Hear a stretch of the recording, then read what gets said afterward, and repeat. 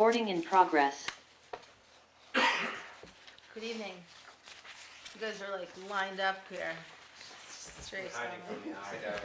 Hi Sam. Hi Suze. Warren Selectboard meeting, November 12th, 2025. Please forgive me, I've had laryngitis for about a week. I'm going to do my best. And Camilla's going to Second take page. over if I fail. She croaks. Unintended. Do we have any public comment this evening? Okay, how about agenda changes? I don't have any. None from me. Great. We have a road access permit. Ruth, please. Anybody read it? Look at it? Yes. I did? I did. Okay. I actually did. Any questions? No. Yeah. My only question was, it looks like your recommendation is that the existing slope of the entrance be leveled not too much, Right. but not sloping towards the road. Don't we have to be a little more specific than not too much? That was the best way. Well, I guess what I'm trying to say is the existing slope is not too much. It's supposed to, the description, there's not much, Does it go down off If- of the main if road? this- if this is the road here and this is the driveway here, or the entrance to the driveway, the slope is, Not great enough? it slopes down as you go in, ever so slightly, but just enough that Andy said it should really be leveled out. Okay, so you want. So it's sloping away from the road, and it should be up. And So we're it needs to be talking, more level, More- but not pitched. but not towards pitched Cider towards Hill. the road, Well, yeah. leveled. Just be Leveled, just leveled, just Leveled leveled. is the word. Yes, Okay. correct. Because if it were Needs to be sloping towards the leveled. road, it wouldn't be leveled, so. it No, just no, needs you to be don't want brought it to up go towards the level. road, it's the fact that if somebody is Yeah, coming in or coming out have and, to be coming. yeah, it's just, okay. And for 10 feet at the Correct. required depth.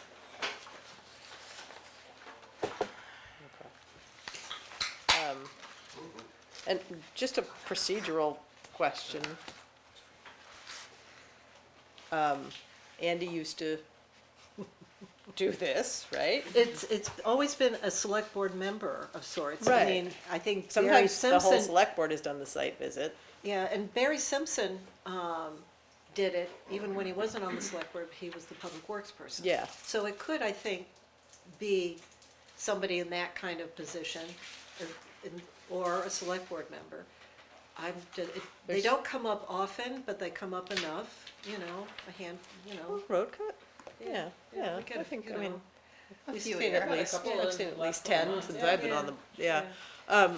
So I guess, yeah, I'm just asking whether,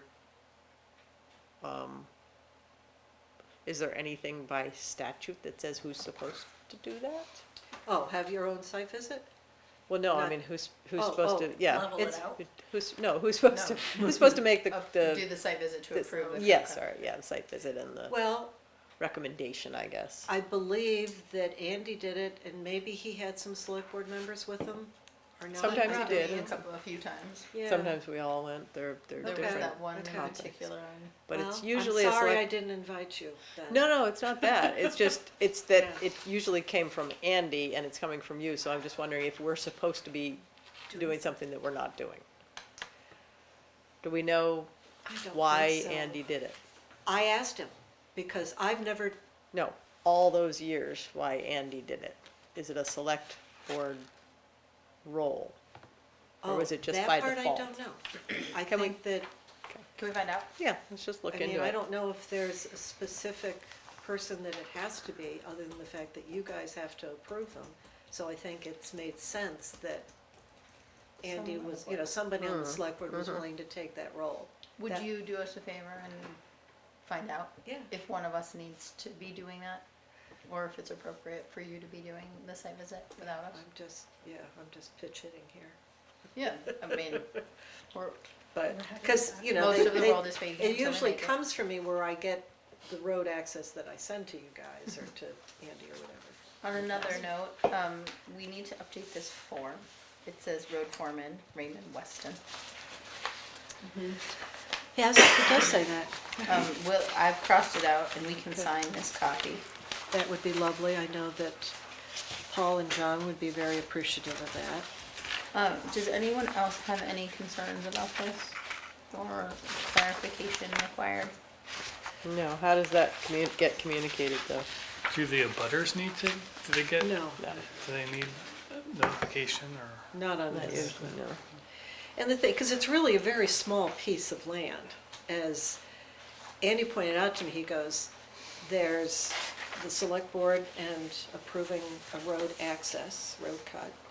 But then beyond the 10, 12 feet or so, Right. The It's first the 10 is DRB. yeah, the first 10 is our purview, just coming Yeah. out onto the yeah. town road yeah, and then coming and going, yeah, right. somebody else has to deal with all the rest of it.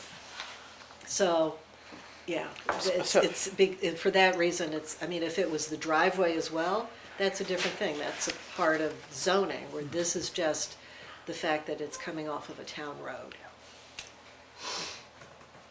So are we making a motion So, to accept this with the, Condition, yeah, that they level out the first 10 feet and then who's checking to make sure that they do that? I believe that's Ruth. I can do that. I think it says here, statement of compliance. Oh no, that's the owner. But Final It will most approval, likely come about, I was gonna write, It level will- the opening 10 feet deep by 25 feet wide. it will Yes. most likely come about when the property is bought, which I understand there is either some interest or a potential contract on that property, which is why they wanna make sure this is done. That will be a requirement of any development on that site that is level. Now, with vehicles coming and going for any development on that property, who knows how, what kind of wear and tear. So in other words, I know like with driveways and such, it's like, it's gonna be a mess until it's done, as far as, cement trucks, other big trucks and stuff, whatever, that are, When contracting. construction is complete. Exactly, It so needs when to be level. construction is complete, that's when I know as the zoning administrator, and I do a site visit, that, it's gonna be like, okay, this has gotta be level. so the next page, Devin, if you flip that Yep. over. This, Granted or denied by the road foreman. so that's probably where it gets finally approved. Finally approved. Seems like it. Does Andrew usually do that? Does who? Andrew? Subject to a final inspection following I installation of don't the know, I roadway. never, I didn't follow him when he was doing it per se. Please ask Andrew if he typically inspects road cuts. Once they're. Somebody will need to do that. Or could be, please. I mean, Subject to I would certainly be doing that when the house is finished. Yeah. Okay, I think we're also just trying to understand procedurally, because we're No, also no, both no, new. no. Have they talked to the fire department about this? No, there wasn't really need on that property. Yeah. It seemed like They always sightlines were do. more than Okay. good. Yeah, no, it's, And it doesn't have steeps, and. not a long it's- road or yeah. anything. Okay, But so, that'll do we have It's not that high, it's So- cider hill, not do we cider hear hill. a motion to approve the road cut permit as applied for from Paul Lynch and John Pitfield at 845 Cider Hill Road? So moved. With the condition of leveling the approach 10 feet deep by 25 feet wide? So moved. Second. All those in favor? Aye. Aye. And whatever copy you Harvey, are sign, you eyeing? when you finish signing, make sure that that condition goes in there. It's, Yeah, she It did. Okay, great, thank It's you. on the facing I page didn't- to the signatures. I suppose I could have written that in there, but I didn't think so. If for Let some you guys reason do it. what I wrote doesn't work, then we can fix it up. Alright. Well done. Okay, I'm good? Will you please fill in the details on the location on that form? Which section are we referring to? The first page asks for Oh, They're located in the town of Warren. Can you fill Oh. those in, Okay, please? yeah, I can do that. Thank you. That's this easy. is the application. So somebody has to certify that the requirements of the permit have been met, except as follows, date of issuance, you'll do That's all of that and the applicant then. and the owner Okay. upon completion.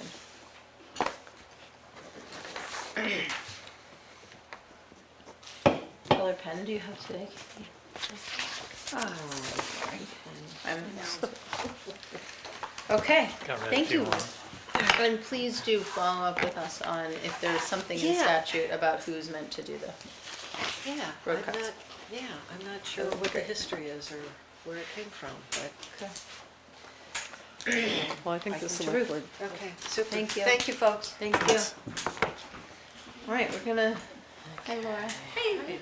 Good. Lincoln Gap traffic calming follow-up. Sam, Mike, would you like to, oh, there are two of you here. Good, great, hi. Hi. How are you? Sure. Yeah.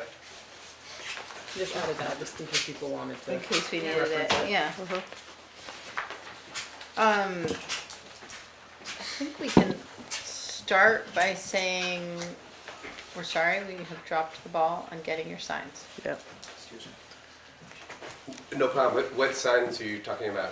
Well, I think we had agreed to. Signs. Oh, we did. I think we 14 agreed to 14 signs. signs. We Okay. put them in the budget. They're in the budget. We meant to devise a plan based on the presentation from VHB. Yeah. About which signs we felt were most important. Yeah.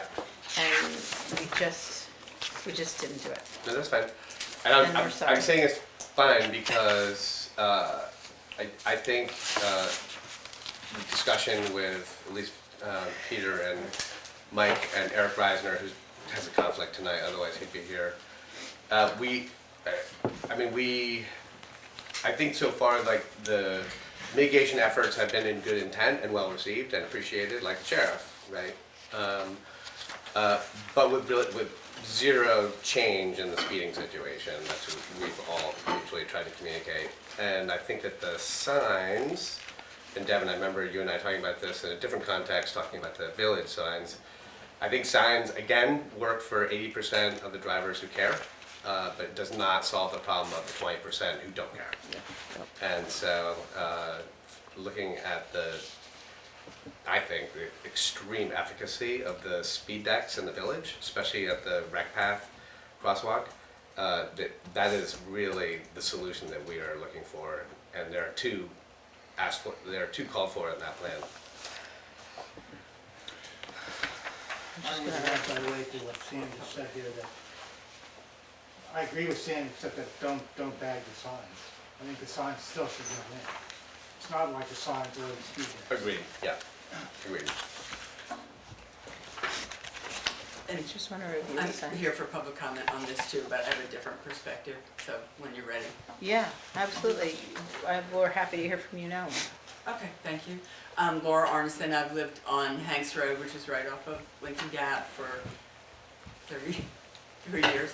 And, so I walk on Lincoln Gap, I did with my little kids' strollers, and I bike and walk there these days, not in the winter, but as much. But I feel like people speed everywhere, and what are we gonna have speed bumps all over Warren? And is that a good use of taxpayer money and harder for the road crew?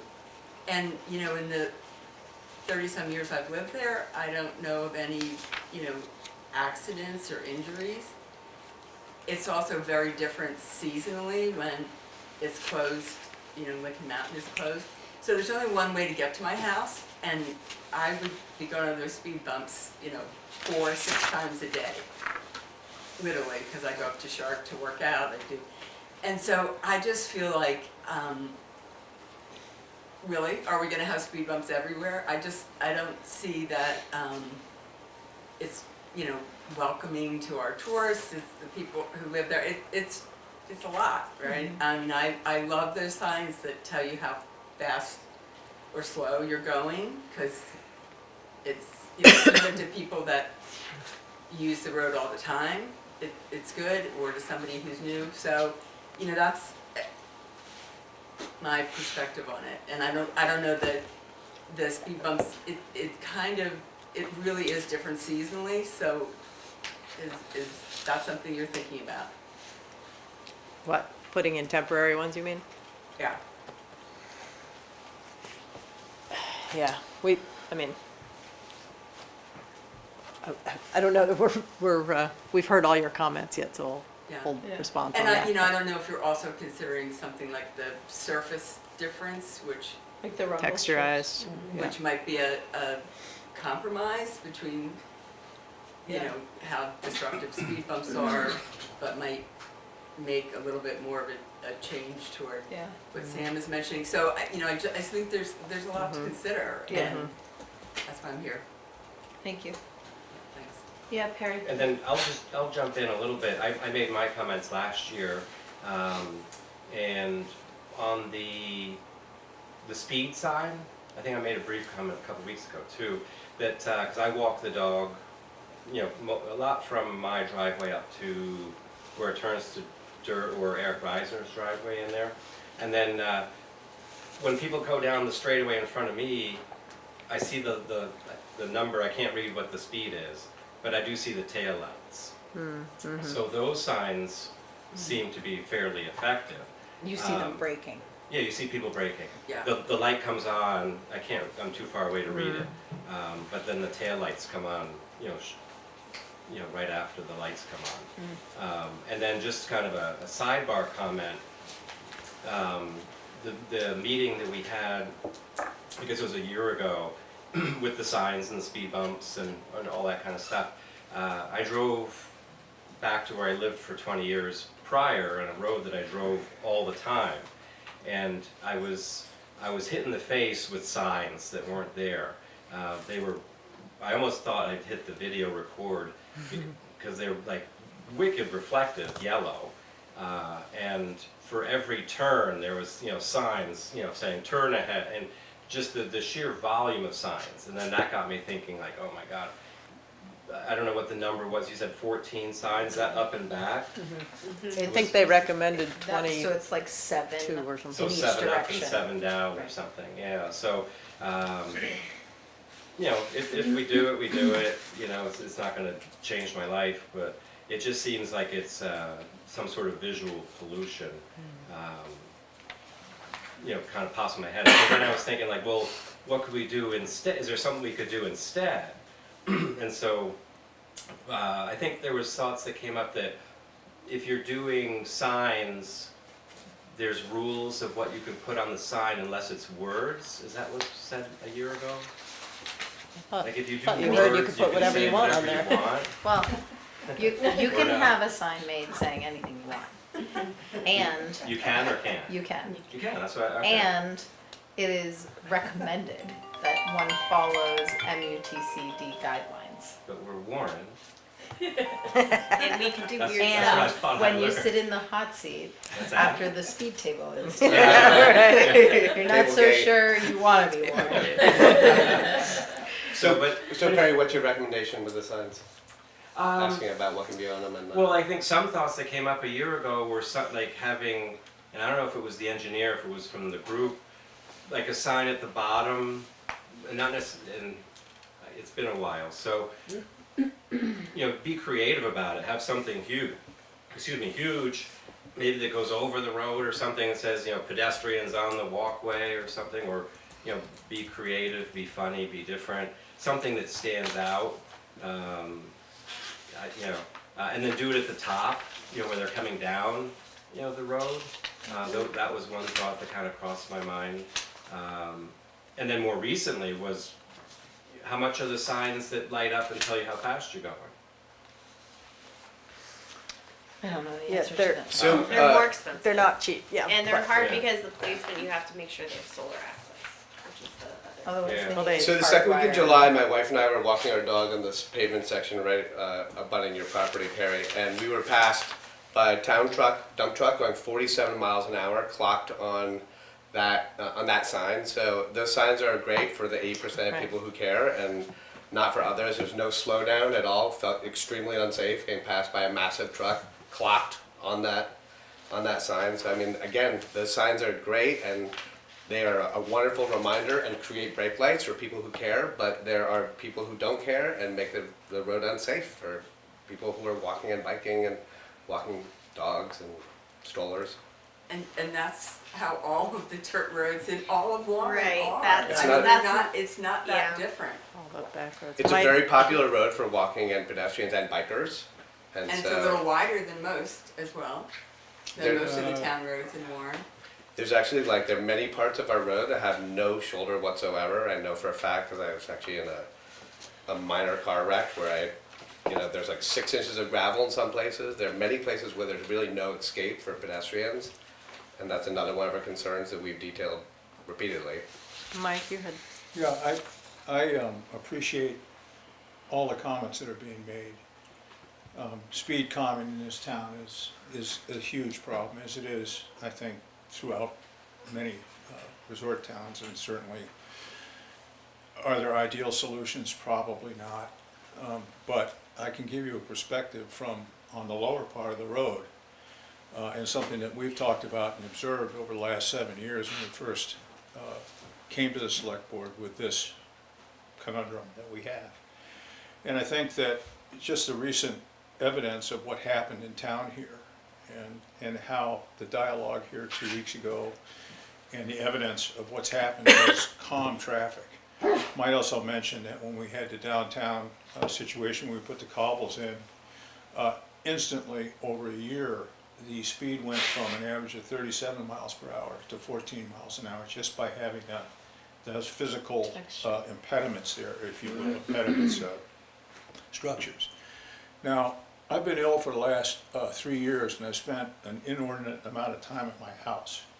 And I've had a chance to observe on a daily basis, seasonally, the increased volume of traffic on Lincoln Gap Road, the inordinate speeds that locals and out-of-staters are playing. It's become more of an escape route from Sugarbush in the wintertime as an alternative route to West Hill and the access road. And there is, I would say, if you looked at, I don't have an actual fact on this, but just my personal sense is, and that the 80% that Sam talks about, 70% of the people that are using that road are using it with excessive speeds. I personally witnessed, and there's a lot of biking going on in the summertime. There's a lot of pedestrian traffic down, particularly from West Hill all the way down to Route 100. It's heavily trafficked, and there have been several near misses, near calls. The town school bus goes by at above the speed limit. Town trucks, as Sam has indicated, other local traffic, contractors, big, huge logging trucks, and I constantly go up and down the road and look at the speed abatement signs, and people do slow down. Some people do slow down and then they speed right up. Might also add that the road is very narrow in many, many spots, particularly with extreme drop-offs and no margins on the edges. Very dangerous. And let me just highlight something that happened in our yard a week ago. A 16-year-old was driving her vehicle, tuning in her Bluetooth, drove off by the telephone pole on the westbound side of our property, came across the property, hit a stone, flipped 3 times, and ended up resting against our propane tank. My wife had to go out and cut her out of the car, call 911. It was a near miss, could have been a very tragic situation. And there have been many near misses down on my end of the road. And people are speeding there, unbelievable. They'll come up, they go around the curb, and as soon as they hit a straightaway, they hit it. And we need to do something about it. And since we did the walkabout, and we've done two walkabouts now with this, we've done a lot of work over the last 7 years. And something needs to be done. We appreciate the signage that's been put up, but it's essentially ineffective for the majority of traffic that's going up and down the road. And you know, if you have a police presence there, it needs to be there between 6:30 in the morning and 8:30 in the morning, and between 3:30 in the afternoon and 5 at night. And it needs to be consistent day in and day out if it's gonna have any effect whatsoever, Which we know is which really is hard to support. hard to do. Yeah. But I would debate those who think that, Perry, you know, no offense, but you live up and off the road, and Laura, you live way up out of nowhere, so you guys don't see on a continuing basis the danger that this road has. And I've traveled a lot, biked a lot around this town over the years, and, you know, the East Warren Road is a lot calmer and safer. It's much wider. I'm not sure that the Us, sheriff's yeah. department would agree with you. The excessive But- speeds on that road are pretty But incredible. the speeding on that road is a lot less obtrusive than it is on Lincoln Gap Road. Lincoln 'Cause Gap it's a Road straightaway. is a very dangerous. Can I say one thing about the sheriff? So one thing that Mike and I have discussed is that there have been times, you know, that I see the sheriff posted up, which is great and fantastic, but hours later, when he's gone, people are speeding again. Oh, It really is like, you know, it's like shooting a fish. You know, it's something that happens like so. It does not create a lasting effect. Is the best way to say it. I'm And it's really curious, appreciated. It's great. I'm curious how often they are actually pulling people over and ticketing them, because one of the things we know about the sheriff's presence is that it's most effective if they're very stringent about Yeah. ticketing. And and I think we were pretty explicit about that, but we should check in with them, because that might many they also gave be an out. element of it. Like, you get a ticket if you're Yeah. going 5 miles an hour Right. at the speed limit, But instead they of do- just the warning. When they're there, they tuck themselves away so you can hardly see them. I mean, Yeah. so if they're, you know, if you're speeding, you're getting a ticket or a warning or whatever they're doing, but you know, I mean, I come down the road when the sheriff's there sometimes too. I have to say something, for the last couple months, and Rebecca and I have seen this, is that the civil fines that we were getting were used to be around $180 a month, $200. Now, last month, I think it was $936 or something. So he is ticketing people, might be East Warren Road. We don't know where, yeah, right. You know what I mean? Yeah. We don't know where it is, but not as, maybe it's not as often on Lincoln. Well, I think it's also, I mean, One comment, by the way, to Laura is, I totally appreciate what she's saying about speed bumps everywhere, nobody wants that necessarily, but as we learned from like last month's discussion about what's happening in town, if they're designed properly, like the table out here, designed for the proper speed, doesn't mean you're slowing down every 10 minutes or every 100 feet or whatever to go 10 miles an hour. If you design it properly, you can go over it at close to the speed limit, so. I don't know It's a that matter of that's proper true design, for I think, is what 35. I don't think there's a speed table design that works at 35. Maybe Well, not, but if I- you slow them down to say 25, it wouldn't be that much of an I would imposition. offer a counterpoint, is that I lived in Aspen, and I lived on a similar road to Lincoln Gap, a little wider, more open. And they had a real problem because it became kind of an alternative route to get from Aspen to Old Snowmass, to Snowmass Village. And they put in 3 speed decks, if you will. And and the speed limit on that road is 35 miles an hour, same as here. And it eliminated, for the most part, the egregious speeding that was going on that road. It had a remarkable effect. Is it 100%? Never gonna be 100%. But at least it calmed the traffic and made that road a lot safer. And the same thing can happen here. We need to find a solution that will somehow start to mitigate, because clearly what's there now is not really working. It's not effective as we hoped it would be. Things like rumble strips, like, grooves in the pavement that, before a hazard or before a big turn, is another way of sort of mitigating things, because it creates not only a physical feel, but an audio warning. And when people hit those things, I don't care who you are, you tend to slow down. So there are other alternatives, I think, to, just speed decks or speed bumps. But we really need to I think, solidify a plan here and move forward with this problem. Barry? On the is it in Vermont, are you allowed to have like that speed sign with a camera that can issue a ticket? Yeah, we actually, No. And then, Well, I and then think on the revenue, Brett does the actually- town of Warren get $900? looked Yeah, into that's that. our percentage of Oh, out nice. of the tickets. That For could fund Washington, the yeah. police time, no? $900? Well, Not not bad, big. but Not much. How many hours of ticketing? Their bill is around, Four. I would say $12 to $2,000 a month, $2,400 a month. Yeah. I don't know of a So- single speed camera I don't know of in any. this whole county. I don't Yeah, know I of any of know. them in the I state. think In we the state, can do yeah. it, but we, I don't know that the state has allowed them, actually. Well, that's why I was asking. Yeah. Yeah, it's by That would state. automate things and Sure would. generate revenue. I think Pike just said today. Or we Something could like- possibly It'd probably allow work. our constable to give out tickets and have him take the time to do Right. the tickets. That's something else to consider, just throwing that out. Is there anybody else in the Yeah. audience that has something they want to say before I ask our board members to weigh in? Cool.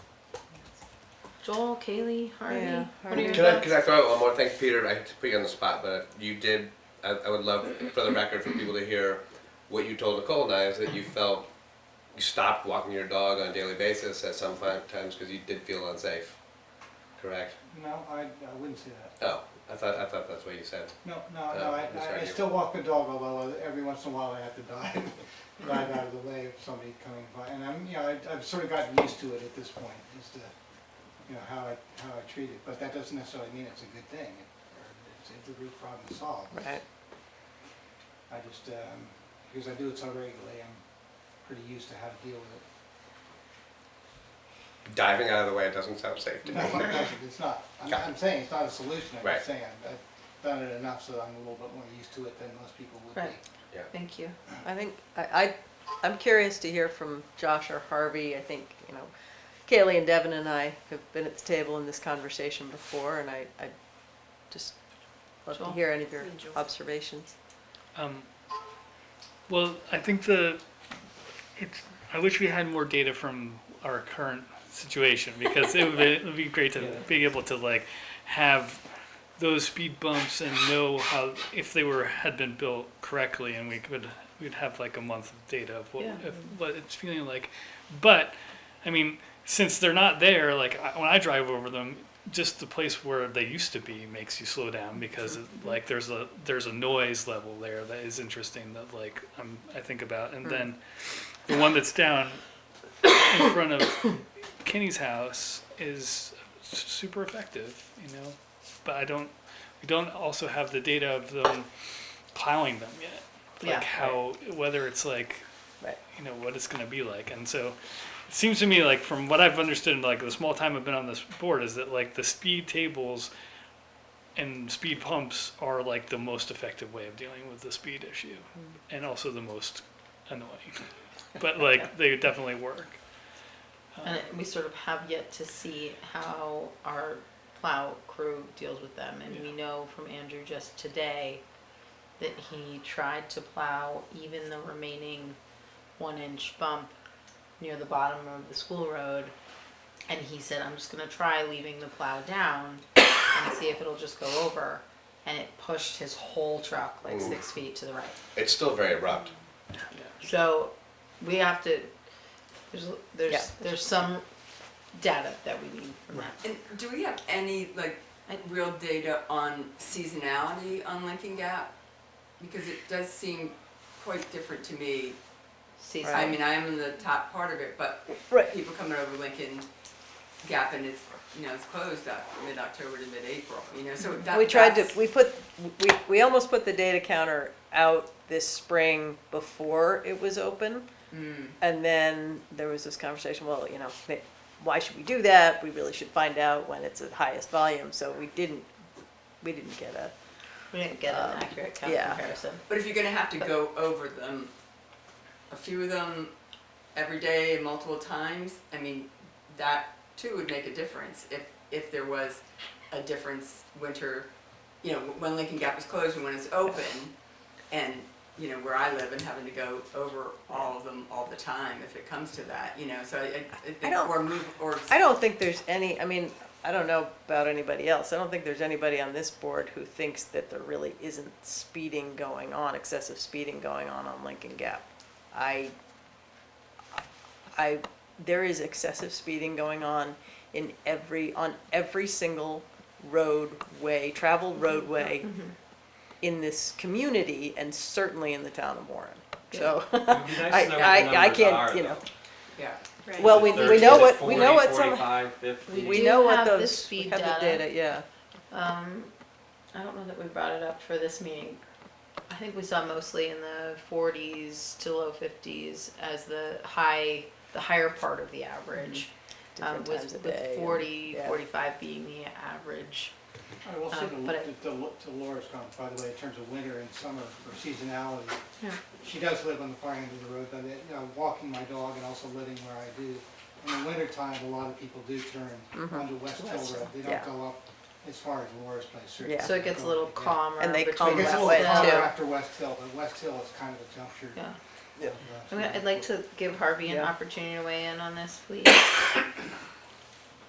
Yeah, I would just echo the comments made around understanding how the humps do in the winter. So how it affects plowing, how we digest them through the winter, and then just to understand the seasonality a little more too. And do you want to put permanent humps in if it is as seasonal as, I don't know, my sense is, but to understand that a little better. Those would be my only two questions. We can't put humps in now anyway, right? It's too late in the season, No, so. and they're not in the budget either, so it would have to be for next year anyway. Yeah, Do they make speed decks, not the humps like on Inferno near the golf course, but do they make speed decks that are So- removable? Like, Yes, That's the they ones make to have the things same that exact are like shape as like the the one. hump that was supposed to be built. That's like 12 feet wide, 3 inches tall. No, but how about like the one that's like the right, table? like the one that's Table. at the crosswalk for the I rec don't, path, I that don't table. know if they make the they do. table. Mhm. They make a lot of removable Mhm. things. The removables that I'm familiar with are much more abrupt and for lower speed limits. Yeah. Yeah. And I think this We board have at least was all in agreement that like we didn't want to do that. Right, We have that a makes sense. preference against. You know, they Yeah. can be designed so that it is very usable for the plows. These ones that I indicated in Aspen were designed in such a way that it didn't, Yeah. in fact, it, you know, they Just could go rode right with smoothly. their, you know, Oh, I don't 100%. know how the truck, but, you know, It's got obviously curves. they're not going at 45 miles an hour either, Right. but they, you know, they're shaped enough such that, you know, you don't hit them and have this abrupt thing, but if you're in like an SUV or something, you hit it at 40 miles an hour, you know it. They have But- to move the plow from an angle to being straight. No, So they it's don't. perpendicular, so it can go, that was what we. Yeah, no matter how However, well it's built, figure and, it out. and it But I think should you can definitely be design them built. such that it, you know, it's more user-friendly for the road crew. Yeah, and Yeah.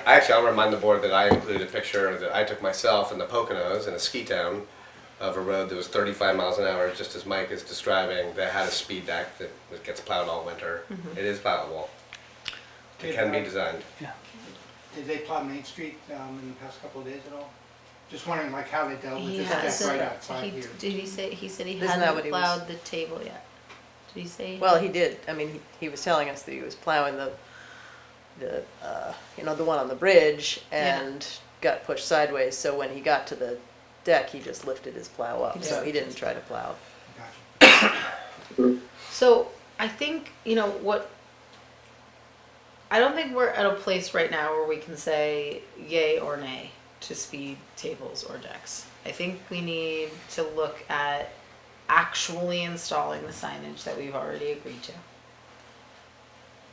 And I'm hearing some concerns about seasonality and what does that look like. I wonder if we can try and do maybe a little bit more in-depth dive on the speed studies end of things. To find out what? Like if we do some speed studies or speed counts or car counts when the gap is closed versus when it's open. What do we think? How do we think we should move forward? Harvey, did you have another comment? Sorry, I thought you started to say something. well, not to throw another variable out there, but on Golf Course Road, they have and I don't know if they're actually frost heaves or they're intentionally gullies in the road, but they're easy to plow. We have, And they slow you down. yeah. So I think we should understand the impact of the humps we have and critically evaluate them and then decide maybe in the spring if we like them and want to put more in, or if we want to consider other options. So the thing that we have to deal with, the reality we have to deal with is, this has been a very organized group of people who've, been on top of this. You guys have complained, you've come in, you've given your opinions, you've walked it with us. I think we all know if we move forward with a plan to put this kind of mitigation on Lincoln Gap, the next meeting and the next meeting, I mean, there's Upper Airport Road, there's Plunkton Road, there's the other part of West Hill Road. I mean, they're they're complaining about Airport Road all day. there's no end because this is a problem, and it's a problem on all of our roads. So I think if we are seriously considering doing this for Lincoln Gap, then it needs to be part of a much bigger study and a plan for the town of Warren, that this is our new speed mitigation approach, and we're gonna roll it out over this many years, and we're gonna do a lot of research on the types that can be plowed and where you can put them. I think it has to be a full study. Yeah, it can't be. It can't be one road here, 'Cause, then yeah. another road here, then another road here. Yeah. We need to think about it holistically. Yeah. I think I also want you all to know that there is a separate committee that I've been participating in that is a multi-town traffic calming effort, recognizing that speeding has become the norm and our roads are unsafe, and they're also increasingly more shared. We have more and more people using them, pedestrians, bicyclists, everybody, right? And that committee is looking at what are our options from a valley-wide perspective, right? Can we talk about narrowing our drivable roadways to increase shoulder widths? What about the 4-foot rule that was rolled out by the legislature, requiring cars to give bicyclists and pedestrians 4 feet, right? Remember the 4 chickens? And we're supposed to have signage for those kinds of things, and that hasn't been rolled out yet because of budget cuts. We were also talking about an education campaign. How do we get this in front of kids earlier on so that they're sitting in the cars saying, hey, Mom, don't speed by the bicyclists. Those people have babies. Whatever it is. So this is something that's very much on many minds, and wanting to change the culture and help people understand that we need to be more mindful of people sharing the roadway. And in the interim, if I could, Please. sorry to interrupt. In the interim, it is budget season, and we can consider adding more sheriff patrol in different parts of the town, if that is considered to be an effective mitigant for speeding. Well, I appreciate that doing it every day is not going to be feasible, but we could add more patrols. I think we had this conversation last year, and did you just say we've spent maybe $25,000 this year? I think we budgeted We budgeted closer to 40. 43, and It's the what problem they is that have. they don't have enough people. Yeah, in there. exactly. That's not gonna So, change. right. Yeah. Right. And we're So not we can gonna ask be for able more, to but we're not tell gonna them get to it, I think. hire more people. Oh, I think we have I see. to look within possibly. Yeah. at Yeah. Which that's- raises Yeah, the it question is. about if the constable tickets Constable. now, how do we process? How do we and process do we- it? Which is something that we've, Manage that been system. Which tossing we've had around, the and, conversation that we could, yeah. we, We have that issue with other yeah, pieces, so. correct. Yeah, Perry. Do we have control over the amount of the fine?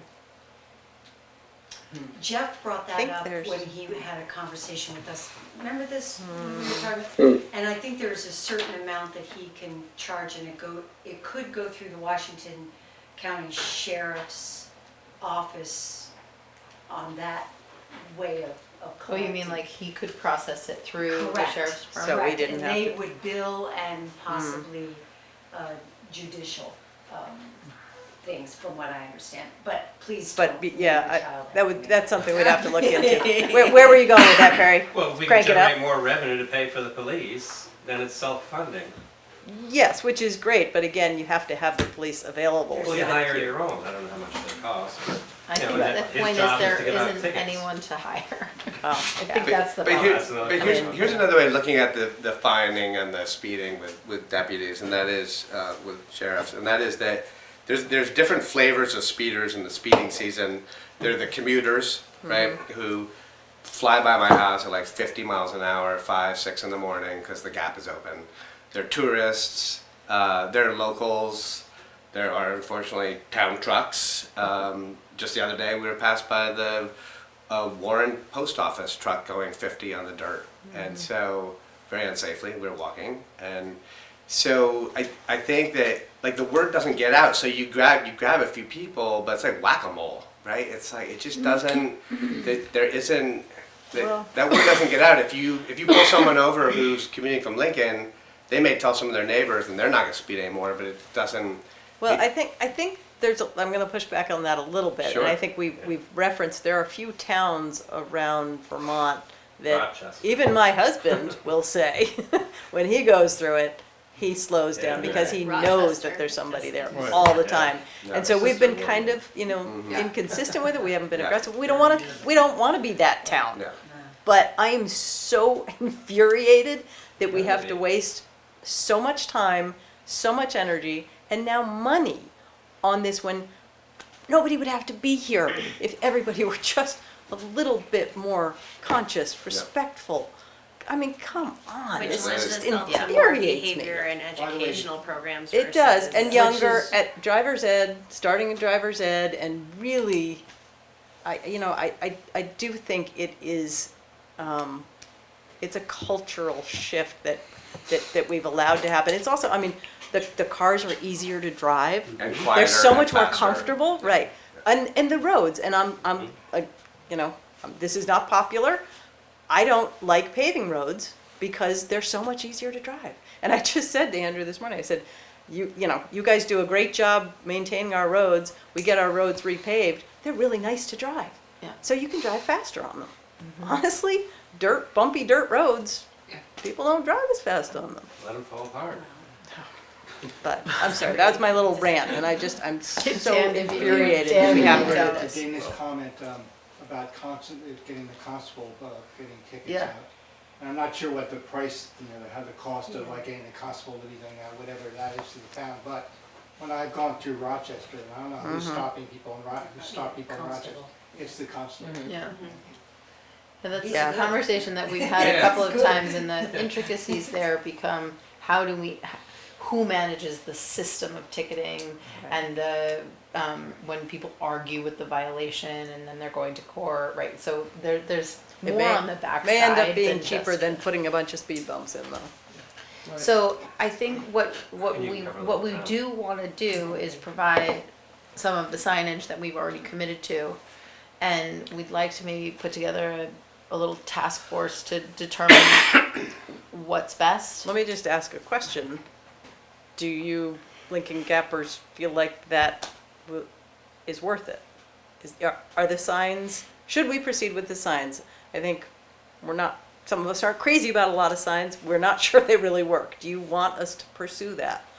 I guess would be. Well, it sounds like it's the only mitigation At this point, piece at this it point. would, besides It's what sheriff we've patrol. budgeted for Right. this No, I year. get Yeah. that. So we can do it. Harry's shaking his head here, no. Yeah. I know, But Harry doesn't like them. I would say that signs are, like, it sounds like 14 signs, sounds like a ton of signs. It does. Well, You it's put it over 7 like up and 2.5 7 down. miles or 2 miles of road, Yeah.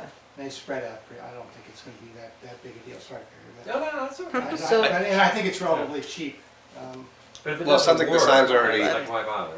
there, right? So Right VHB now. has given can us order them. a plan, and they have some suggestions about, gate posting, pedestrian signs, installing blind hill signs, curb warning signs, etc.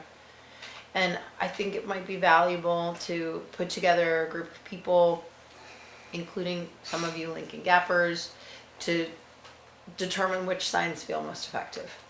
And I personally am not opposed to vigilante signs. Yeah, you guys want to put weird signs Oh, in let's your hear about yards. those. Sniper picks up. You want What's you your want hurry? them. You know, like back to Perry, Yeah. saying like creative signs or whatever. Like, Yeah. what's your hurry? Where are you going so fast? You know, like Yeah, kids people live just here, think, right? you know. And we know there are studies that show, like, when you do funny things with speed limits, right? It's 17 miles an hour. Right. People are like, what's happening? Yeah. Well, How do I go was it- 17? Was it Barry that did the sign that's like the naughty or nice sign instead of it saying your like Yeah. number on the sign Oh. it says naughty or nice? That's- And yeah. some One of have them- the smiley smiley. and the frowny faces. Yeah. In the state of Vermont does funny stuff on the side of the Oh, yeah, interstate. they did great ones, yeah. So I'm, Yep. those are things that we could do because they're not like warning a speed hump, which needs to be done according to MUTCD, right? So I would love to sort of empower you guys as a group to get on board with what we can do for signage now. And we really need to see how these speed humps play out Yeah.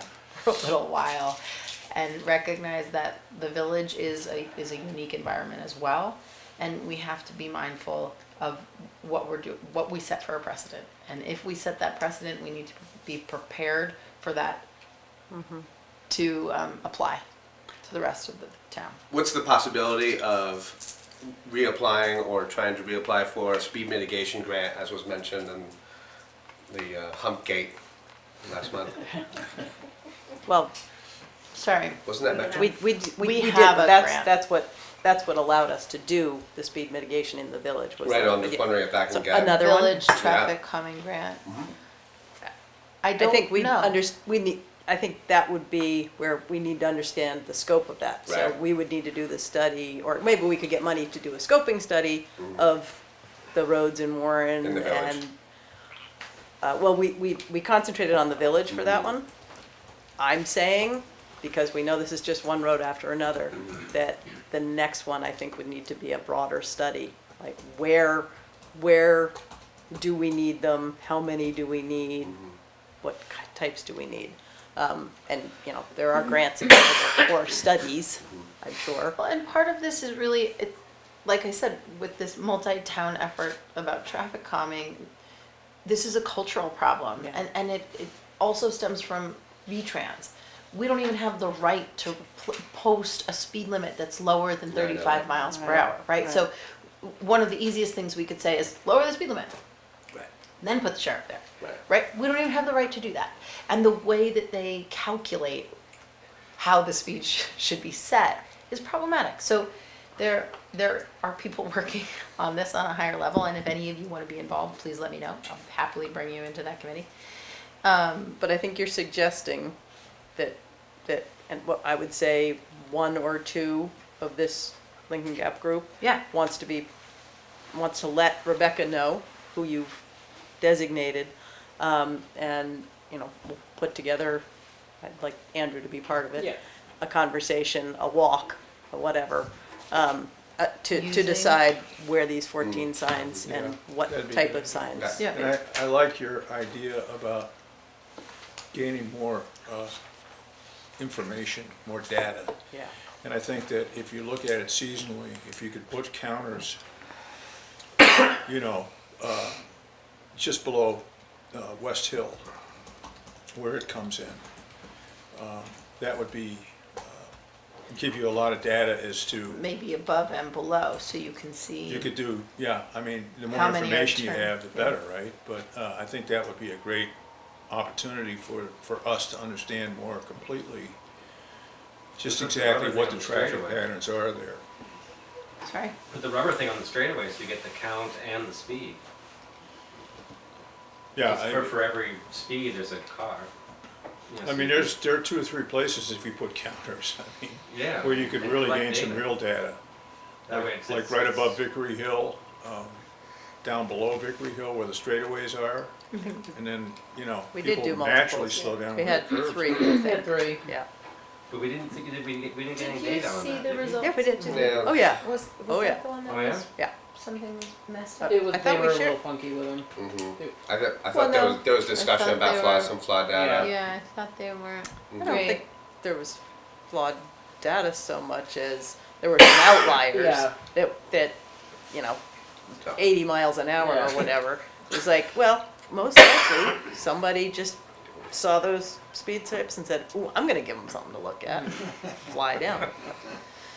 I think, you know, to be really frank, some of us in this room have been working on this for 7 years, and every year we feel like there's another idea proposed, another step, and another speeding season goes by where we feel unsafe on the road. Yeah. I'm sorry, I think, like I said, we definitely intended to install the signs this year and But I- we didn't do it. But I think to your point, to everybody's point, because we weren't rushing to do the signs because we know they weren't going to do a whole lot. They weren't really going to be the solution. And the hesitation is definitely that this is not the only place, and it may not even be the highest priority place. It is for you living there, but Plunkton Road, we have a lot of walkers, bikers, whatever, you know, so depending on where you live, this is a huge priority for you. And if we start down that road, we really open up a Pandora's box and we have to have a plan. Yeah. So I think that's part of why we've been like, yeah, how do we, Yeah. gently And do this? I fully recognize that, Yeah, but I'd Doesn't- like the board to it fully doesn't make it recognize safer. all the work and time we put into this absolutely, absolutely. over 7 years. You know, and there are roads in town that are feeder roads, you know, and you know where they are, Plunkton Road, obviously, Lincoln Gap, there are 3 or 4 roads that are Roxbury, key, yep.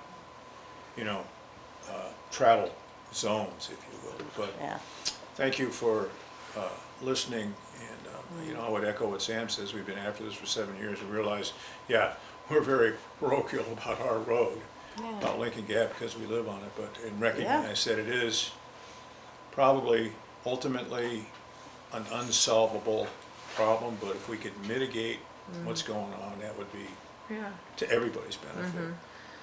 I think we just run up against, like, we get to the point where everybody's got a problem on every road, and then the end solution basically is a speed table that nobody really wants to put in. Or And so no more cars. we just I'm get still to pushing the no more cars. we just get to that point. They're not ideal. Horses. And I then, think everyone in this and room then agrees we, that. and then, so that's the place where everybody gets uncomfortable, is like, we either go forward with the table or we don't, and then we have to, we don't even Right. have the understanding of what we've just done in the village Yeah. yet. If we had like 6 months of understanding of that, then, and everybody was like, yes, then maybe we'd be like, yes. So we can't, I understand your frustration of, you know, lots of work, but that's sort of where we run up against to, is this point where we're like, we've come to the point where we've done it once and we don't know the answer yet. Right. And so once we know the answer there, then we'll be able to apply it, like, you know, town-wide. Right. Data will help. Data will help, and I think it's gonna be important to, put our thinking caps on about what we can do with some signage, with the money we have. And we need to move on. So if you guys, all y'all Lincoln Gappers, but, you know, get together, anyone who wants to participate in figuring out signage, and let Rebecca know, and we as a I board will. think 2 people would be good, so it's not a, Maybe a pro sign, Uh-huh. anti-sign person Well, that that's just what I kind wanted. of even it out. It would, Okay, I'll do it with Perry. it would be great to have both perspectives, make sure everybody's, you know, on the same page, and we'll designate a select board person and ask Andrew to participate as well. And thank you for your patience and all of your hard work. Well, thank you. and for sorry. listening. Yeah, Yeah. appreciate it. Yeah. Okay, Thanks. everybody drive safely. Slow down. Does anyone want a copy, a hard copy? Mike, do you want the full packet? I've got- Do you have it? Yeah, I've got a big file at home. Yeah. Thank you. Okay.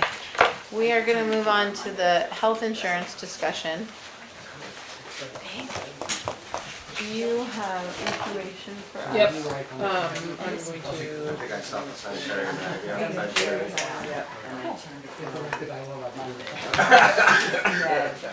Thanks for your voice. I must have misremembered that conversation. Big picture was really hard. Grace started to full.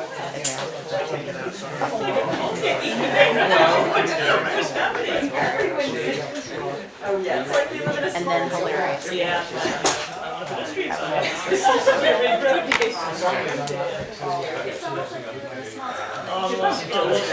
Guys, could you, if you would just take your conversations out of the room, that would be appreciated. Thank you. Thank you for coming. Sam, quiet in the back.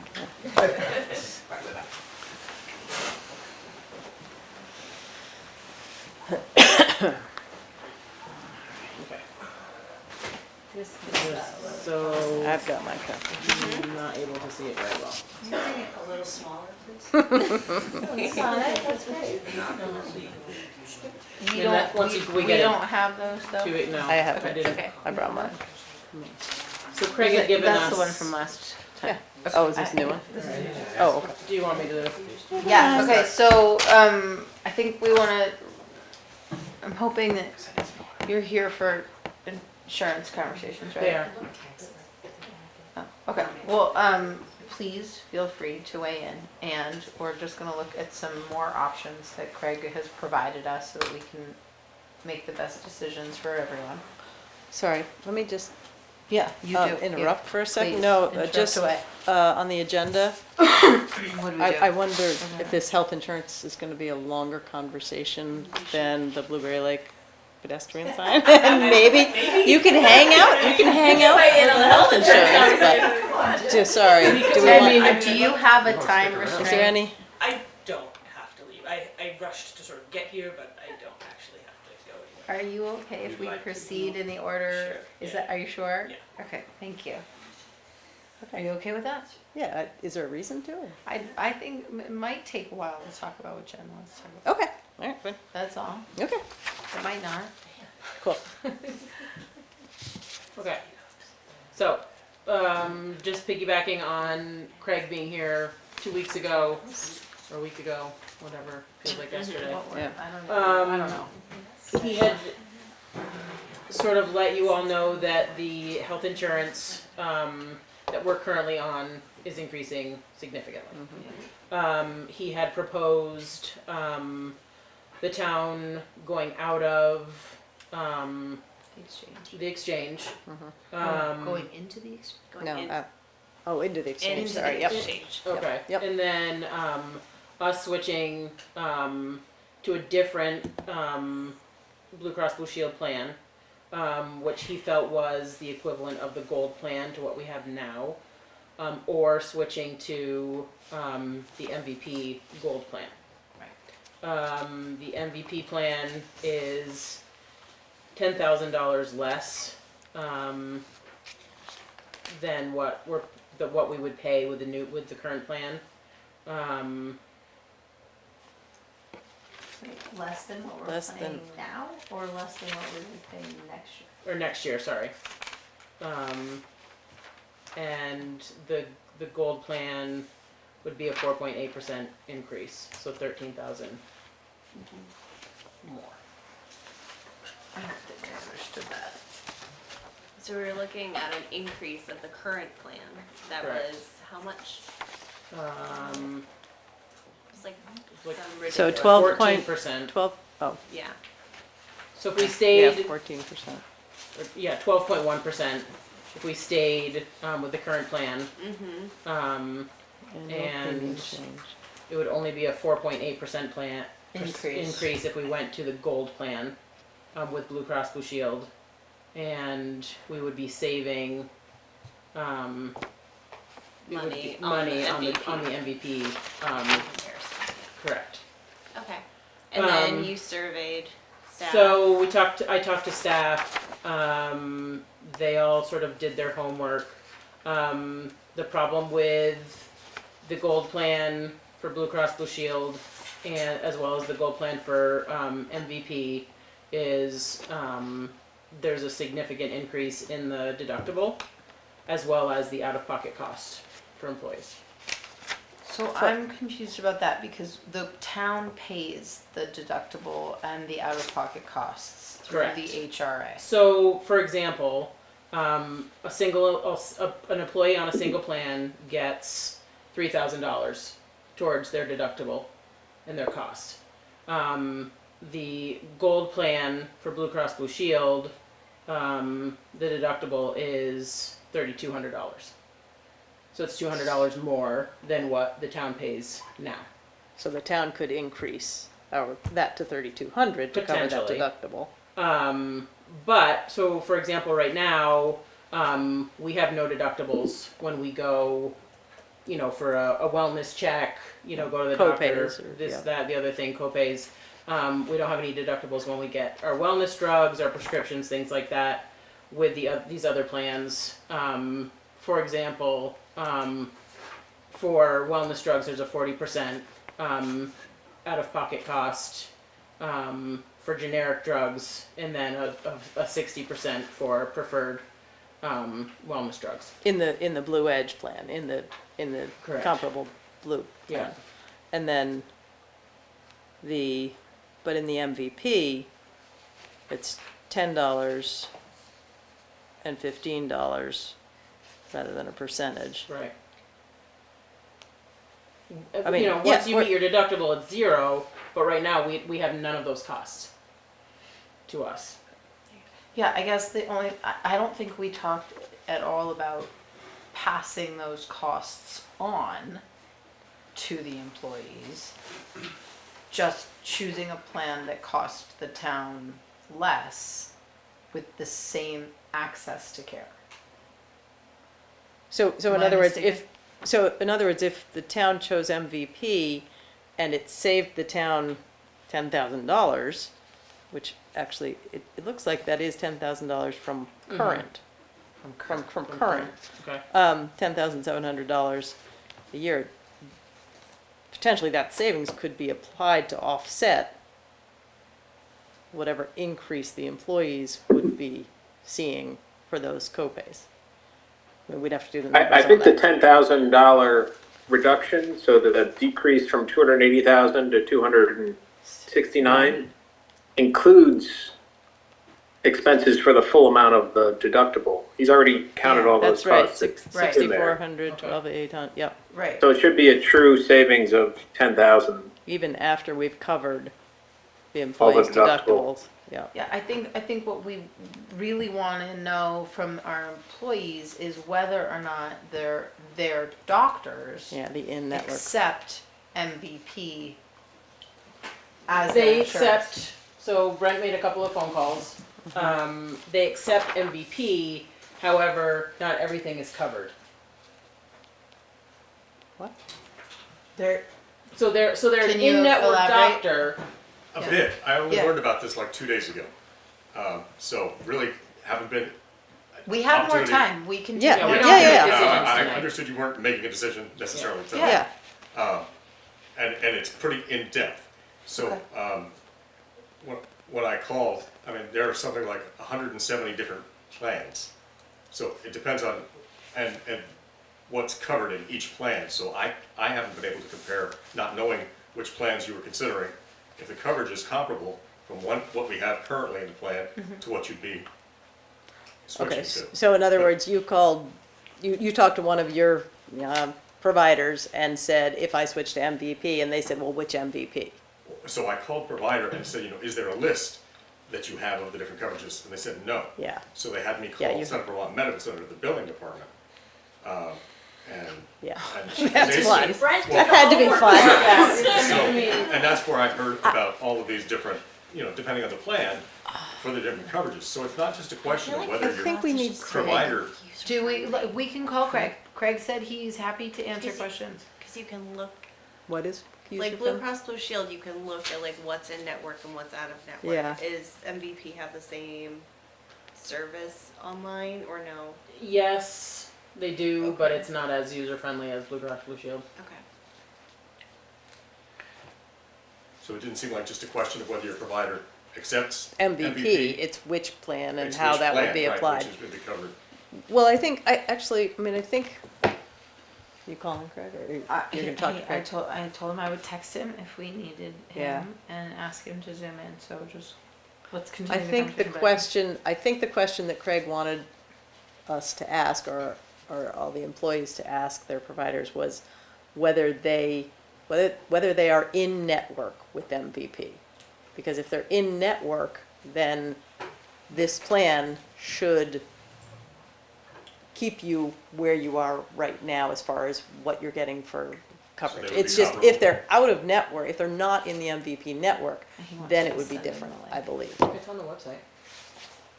Right, I believe the way Craig presented the 3 plans here is they're equivalent plans. There's 2 with Blue Cross, one is with a self-insurance program, which is what we're in now. But unfortunately, our claims experience was worse than expected, and so the self-insurance plan has become more expensive. The benefit of self-insurance, if your claims are low, you get a refund. Our claims are low, our claims are high. So the self-insurance is now 12% higher, but we could get an equivalent plan from the exchange with Blue Cross for less of an increase, and that's the 5% increase.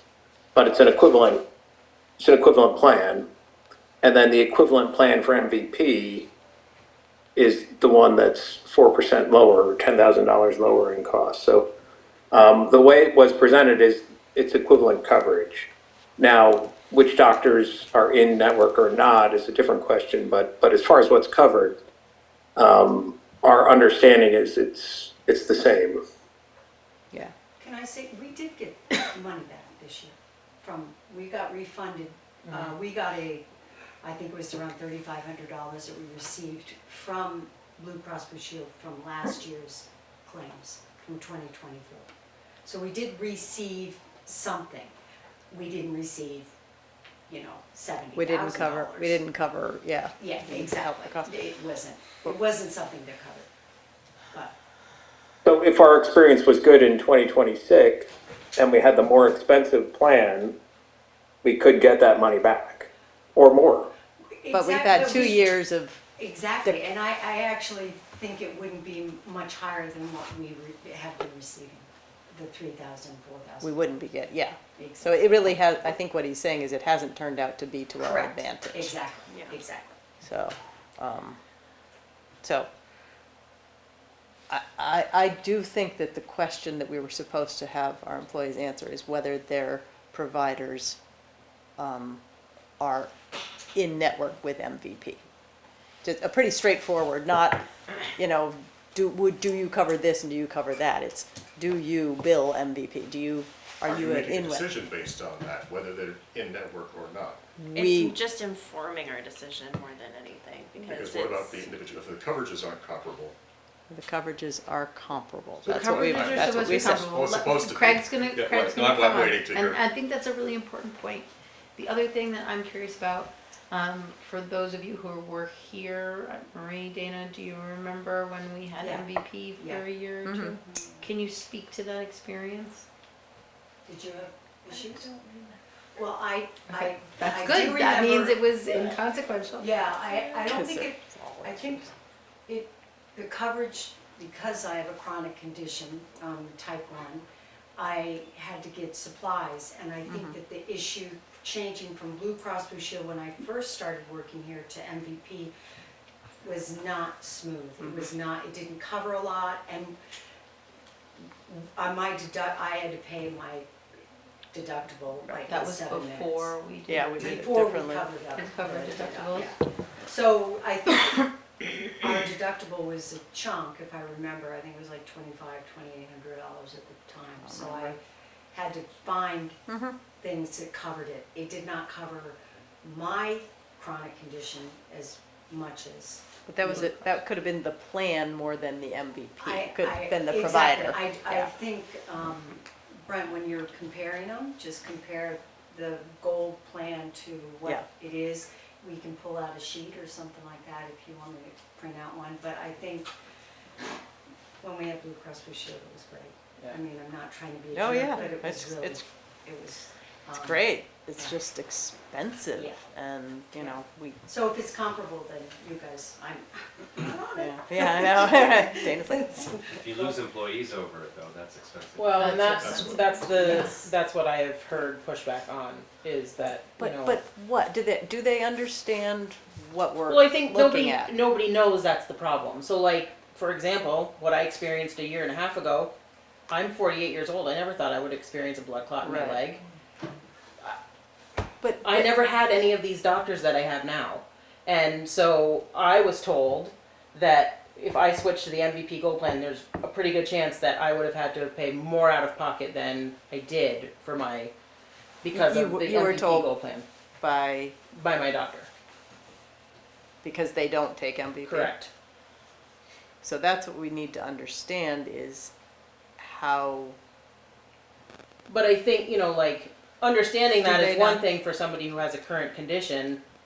Somebody might have an emergency next no, year. what I'm saying is I think we need to understand, does MVP just have far fewer providers in Vermont, Mhm. or, you know, that accept MVP than Blue Cross Blue Shield? Craig is up there. Yeah. Okay. I just got on. Hi, Thanks, Craig. Craig. Hello. I'm on my phone too, so I'm gonna leave so I can talk through the computer. Okay. Okay. Can you hear me? We can hear Yes. you. Great. Okay. So let me know how I can help or what questions you might have. Yeah, I think we're having a conversation about the quality of coverage currently between the MVP Gold Plan and the BEB or the Blue Cross Blue Shield Gold Plan that you quoted us. And there are some concerns that the MVP plan does not cover the same scope of services as the Blue Cross Blue Shield. Can you speak to that? Sure. Without specifics, the Affordable Care Act sets the standards for the service categories, what's covered, how it's covered, and under these plans, the difference primarily is the out-of-pocket cost. So, you know, Blue Cross has its limit, MVP has its limit, but at the end, they're all going to cover inpatient, outpatient, ER, labs, testing, doctors, drugs.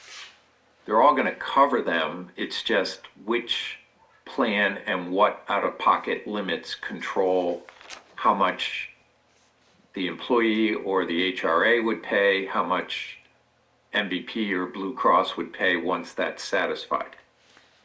And what you've outlined here for the two alternatives that are in the exchange,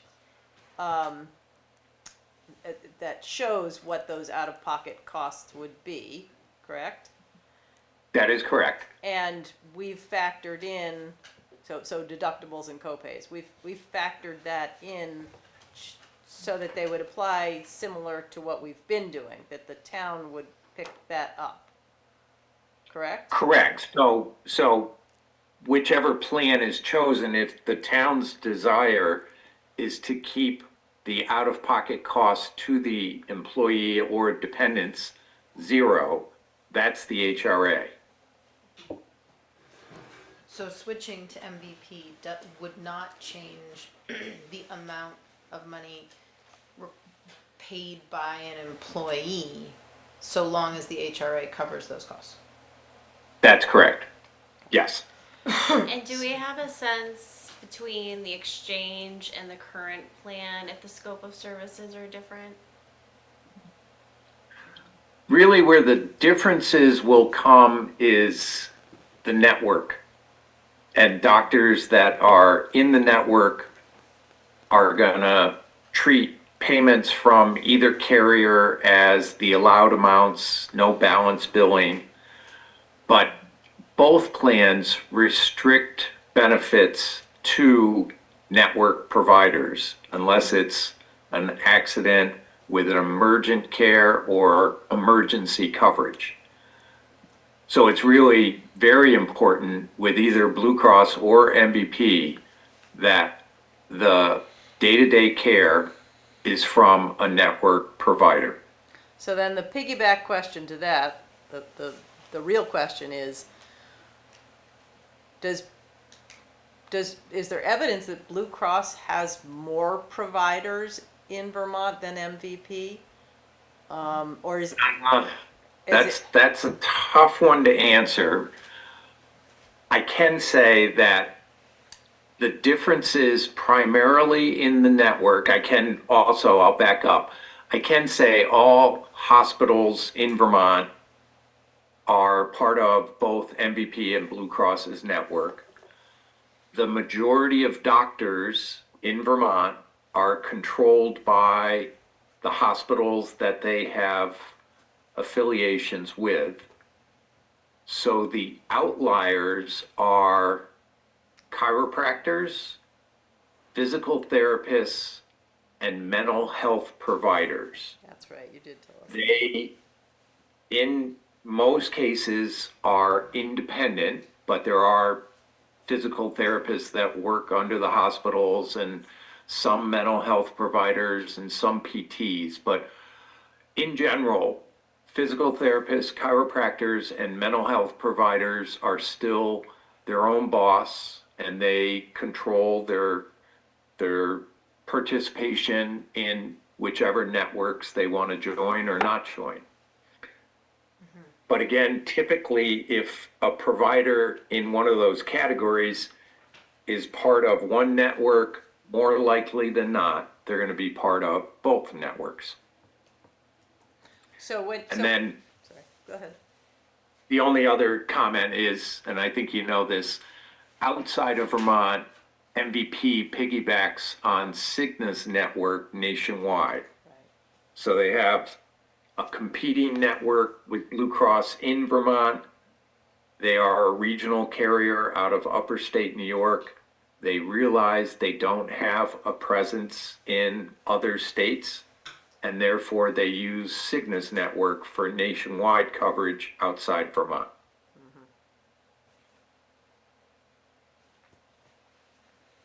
So I think what you suggested was that we have our employees in particular ask their chiropractic, PT, mental health providers if they take MVP, because That is correct. that's probably where most of the outliers are going to be. That's exactly right, Camilla. Yeah, I did see that in my notes. Yep. Okay, so that seems like a next step. Yeah, yep. Yeah. But I think it's really important that we stress to everybody who's covered now that the coverage is not proposed to change. We're not Increasing. expecting that the employees pay more for their deductible, for out of pocket. That's not what we're proposing right now. Depending on what we have to do, hopefully we can do this and it'll work for everybody and we can keep everything virtually the same. But yeah, I think people need to understand it's just a question of, in particular, those providers. Do they take MVP? Yeah. Right, Craig, this is Marie, Yes. an employee. I'm seeing that it looks like Dartmouth Hitchcock won't accept MVP after April 2026. Is that your understanding as well? No, I have not heard that at all. I'm seeing that on the dartmouthhitchcock.org website. Okay. Under insurance is accepted. And I don't know if that's just like certain Medicare plans or if that's Oh. all, yeah. So I'm, as we speak, looking at their website. Is it prominent somewhere? I mean, I just Googled Dartmouth Hitchcock MVP and it was one of the first hits. Let me do that myself. I had not heard that, and that certainly would be significant news that MVP would announce. Be nice if they shared with And as I said, it could just be like or maybe the Medicare, yeah. Advantage or something. The Yeah, advantage is definitely, yeah. Yeah, the Medicare Advantage world is upside down. Okay. That's crazy. And I'm just trying to, insurance accepted.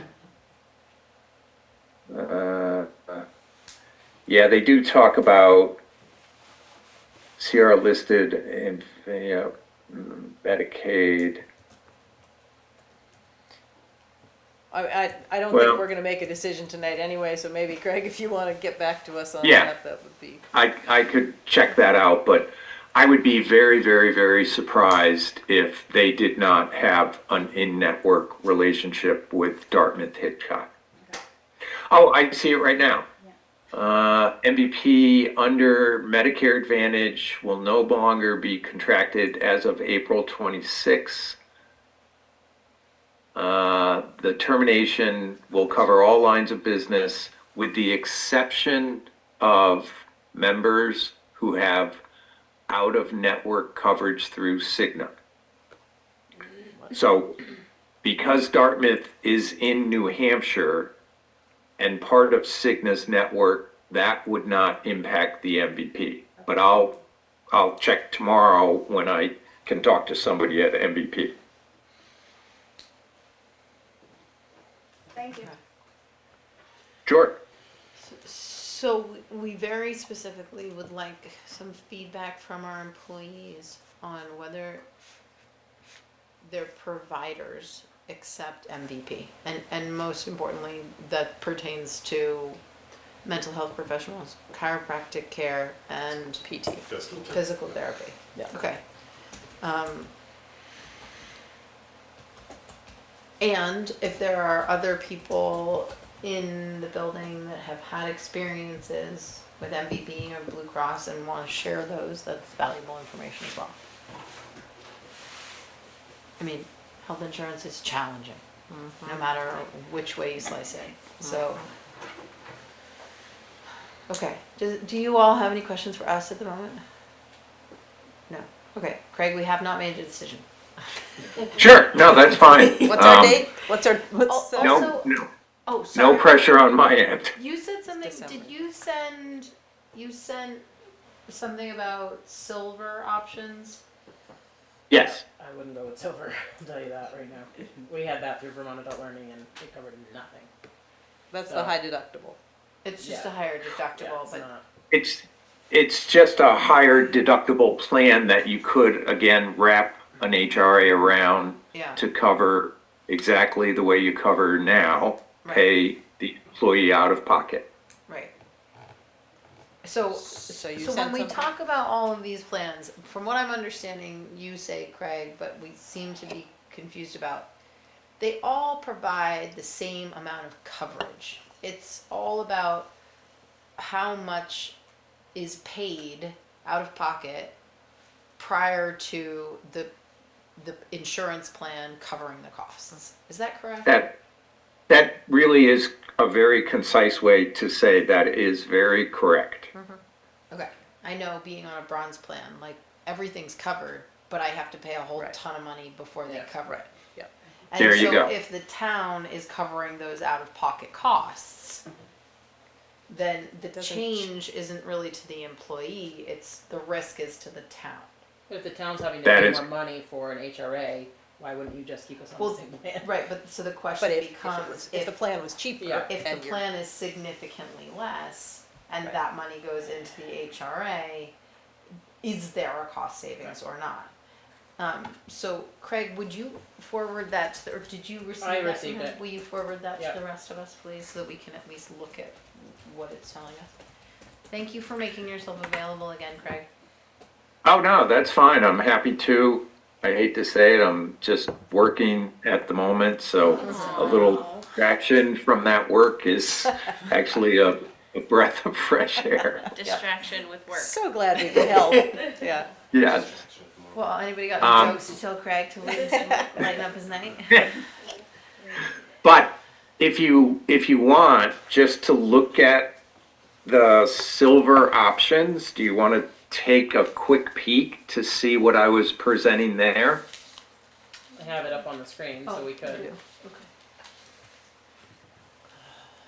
You could see. So just to make sure we're on the same page, Rebecca, I sent you a file that is called 2026 BCBS BEB CHP1 renewal with Blue Cross Blue Shield MVP options for VHC silver plans. Yep, I think that's what we have. I got it. That's the short version, That's- yep. Okay.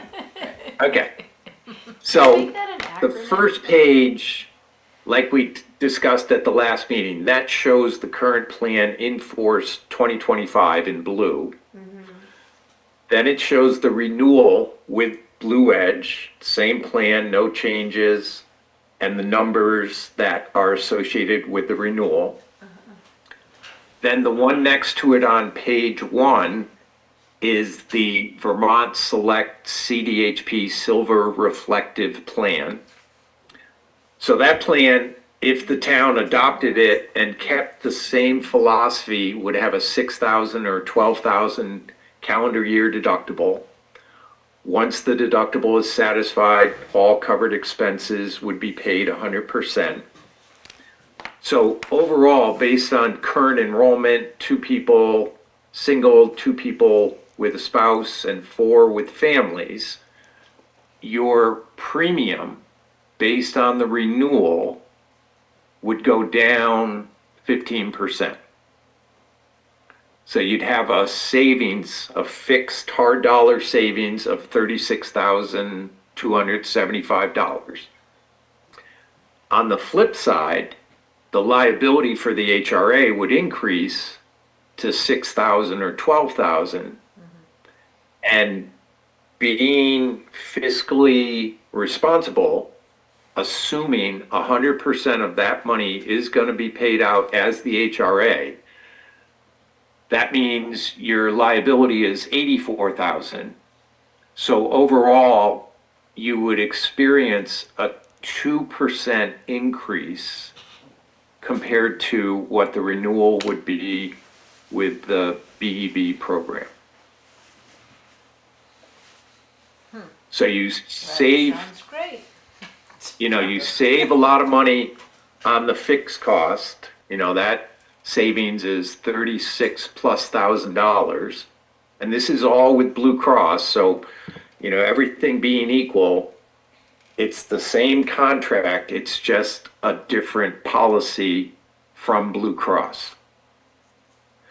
When you go to the second page, the savings become even more significant, primarily because MVP did not have the requirement to bolster its reserves the way Blue Cross had that requirement to make sure they were solvent to pay claims that the Green Mountain Care Board wanted to make sure they were going to pay.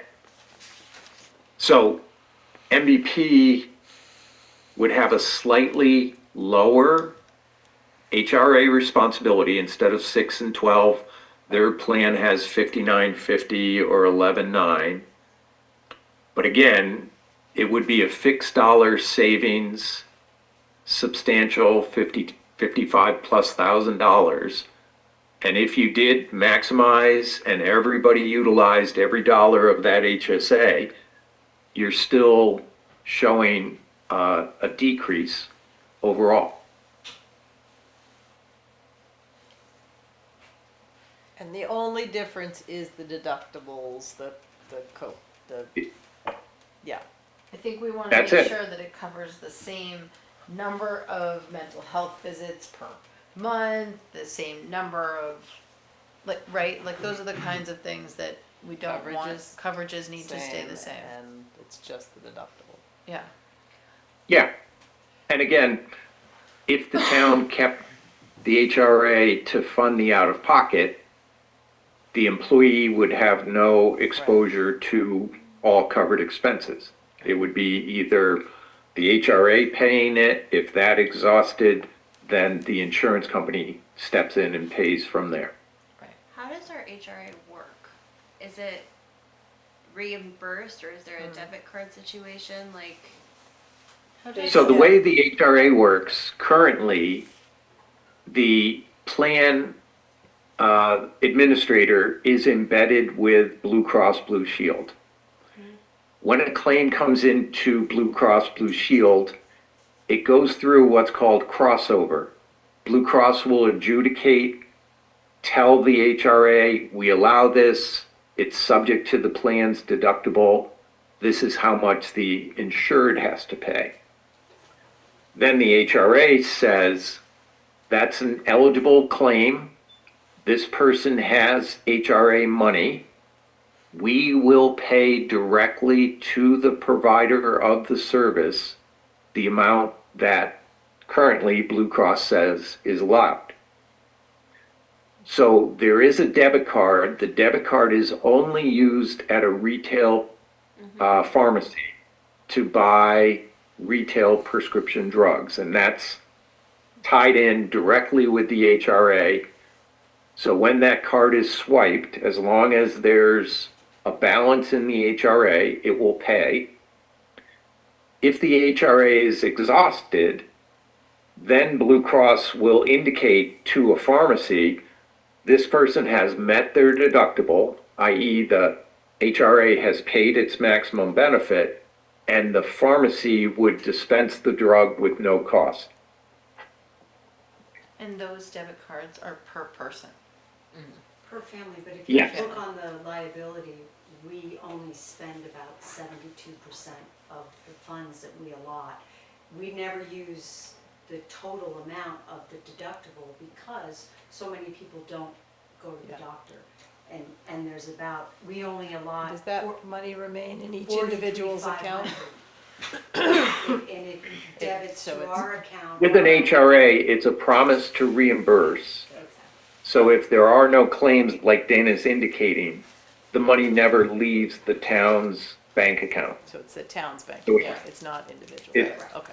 But the debit Yeah. cards are individual so that it tracks who independently has reached or not Right, reached but their it's still deductible. Expires for year the to town, year. not, Right. it's not, it's So not at this your money, point, right, we've yeah. used 36,000, almost 37,000 out of the 43,500 that we budgeted. And that's with our Blue Edge at this point. And we have been consistently, Craig knows, we've been consistent with that amount almost every single Which year. would argue that we wouldn't use the 83 or 84,000 either. Oh, no, more is not. Correct. Never mind. Possibly, It'll that's something probably you be guys- We proportional. can probably No. use 70% of it. Right, Correct. sorry. Correct. I misspoke. Okay, this is excellent information, thank you, good food for thought. I think, Craig, if you could put in an email to us confirming that the coverage between the gold and the silver are equivalent, that would be helpful for us. Sure. Yeah, I think that's something I'm hearing is really important to our employees, that they don't wanna lose access to the services they currently have. Sure, and again, Devin, a lot of that will depend on making sure providers are equally accepting both MVP as well as Blue Cross Blue Shield. Understood, understood. Yeah. Thank you, Oh, sure. thank you, thank you. Okay, do we have any other questions on this at the moment? Okay, to be continued? Yeah. Excellent. Craig, can you remind us that when we have to give you a drop dead decision? Sure, I was just gonna say, is the BEB contract still on the table of consideration? Well, what happened with no, cause it doesn't do the silver option. Well, I did put, does. there is a higher equivalent BEB program that is available to the town. That's the one that is called 2026 BCBS BEB CDHP 2 renewal with Blue Cross, blah, blah, blah. This blah, one. blah, blah, yeah. Okay, So, so even higher numbers, let's look at the percentages. Okay, it's still up 18%. I would Yeah. say it's not on the table anymore. Do Do we- you Okay. agree? Harvey? Yeah, I would stick with the exchange, either Blue Cross or MVP. Joel? Yeah. okay. Yeah. So to answer that earlier question, if BEB was on the table in any consideration, they would want to know by the 17th of November that you were planning to move forward. That's not a commitment. It would just start the wheels of renewal going at Blue Cross Blue Shield for that current benefit. So if it's a change to either Blue Cross or Vermont, or MVP through Vermont Health Connect, technically you could do it through the middle of December. I wouldn't want to push it much further because people are going to want their cards. Carriers get swamped at the end of the year. And while the coverage would be active and in force, people might not have physical cards in their hand. The HRA, takes a little while to get set up with new limits and benefits. So, I don't want to limit your time, but the sooner a decision is reached, the better. So we should decide by our. What is our next meeting? Because we decided not to do on Thanksgiving week? The 18th is our next meeting. But it's supposed to be just a budget meeting. Oh, right. And we're not doing one the 25th? Well, Why it's aren't not we budget doing item. one? That on was the 25th? Thanksgiving Thanksgiving week. Tuesday. Yeah, I'm not gonna be here. Y'all can do one, but So we need to decide next week. If you made a decision next week, that would be wonderful. It's a busy day. Jeez. Okay, employees, do your research. Come back to us. got it. Thank you, Craig. Cool. Thank you. Thank you, you. Board. Sure. Moving on. And I guess just as a comment, if you get feedback from a current provider that they're currently with Blue Cross and not with MVP, please share the name back with me just so I can double check if needed. Just to make sure. Yeah, Thank you. thank you. Good. Sure. Thank you, both. Sure. Bye. Okay, And, thank you, Craig. Oh, you're welcome. Thank you all. I will get that question about MVP network, i.e. Cigna through Dartmouth, and I'll get back with a confirmation regarding the coverage between the two contracts, gold and silver. Thank you very much. Okay, Excellent. Have a good night. you as well. Thank you. Hey, Craig. Bye. Jen, thank you for your patience. Sorry. Yeah. Yeah. Come on Come up. on up. Thanks, guys. Talk to us. Hey. Hi. Jen, do you know everybody? I only know you because everyone always asks me if I know you. But I don't know if we've ever met, actually. I think we did briefly when we were working on the independent schools thing. Okay. A while ago. Yeah. Yeah. And then Camilla Bain. Camilla, Yeah. Joel and I go way back. Kaylee. Kaylee. And Harvey. And Harvey's on the screen. Harvey. Harvey, where'd you go? Harvey's not here. Anyway. So I'm What trying. is your last name? Sorry. Watkins. W-A-T-K. I don't have that much to say. I'm trying to take over my grandfather's little ski center.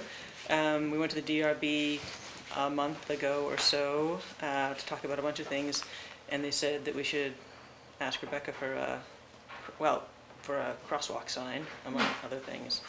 And we think that's a really great idea because the parking lot's on one side and the point of sale is on the other. And on a busy weekend, I've never done this before, and there's not great record keeping, as you might expect. No. So I have no idea how many people we see, but I know the parking lot's full. I also know on Tuesday nights we have 60 Bilcote kids there, you know, at duskish. Yeah. And on Thursdays, it's only, I think, I talked to Heidi just the other day, there's only like 6 Warren School kids that come these days, but there's a lot of people that cross the road.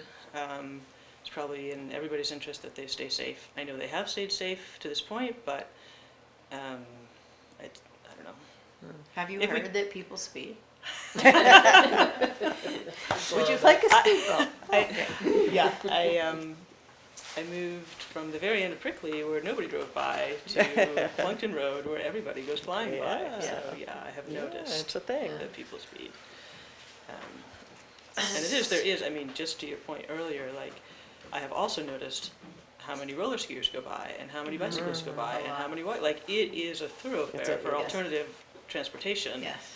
And a place where people go really fast. So Yeah. for a million reasons, it would be nice to have a Are way you to slow looking people down. for a crosswalk?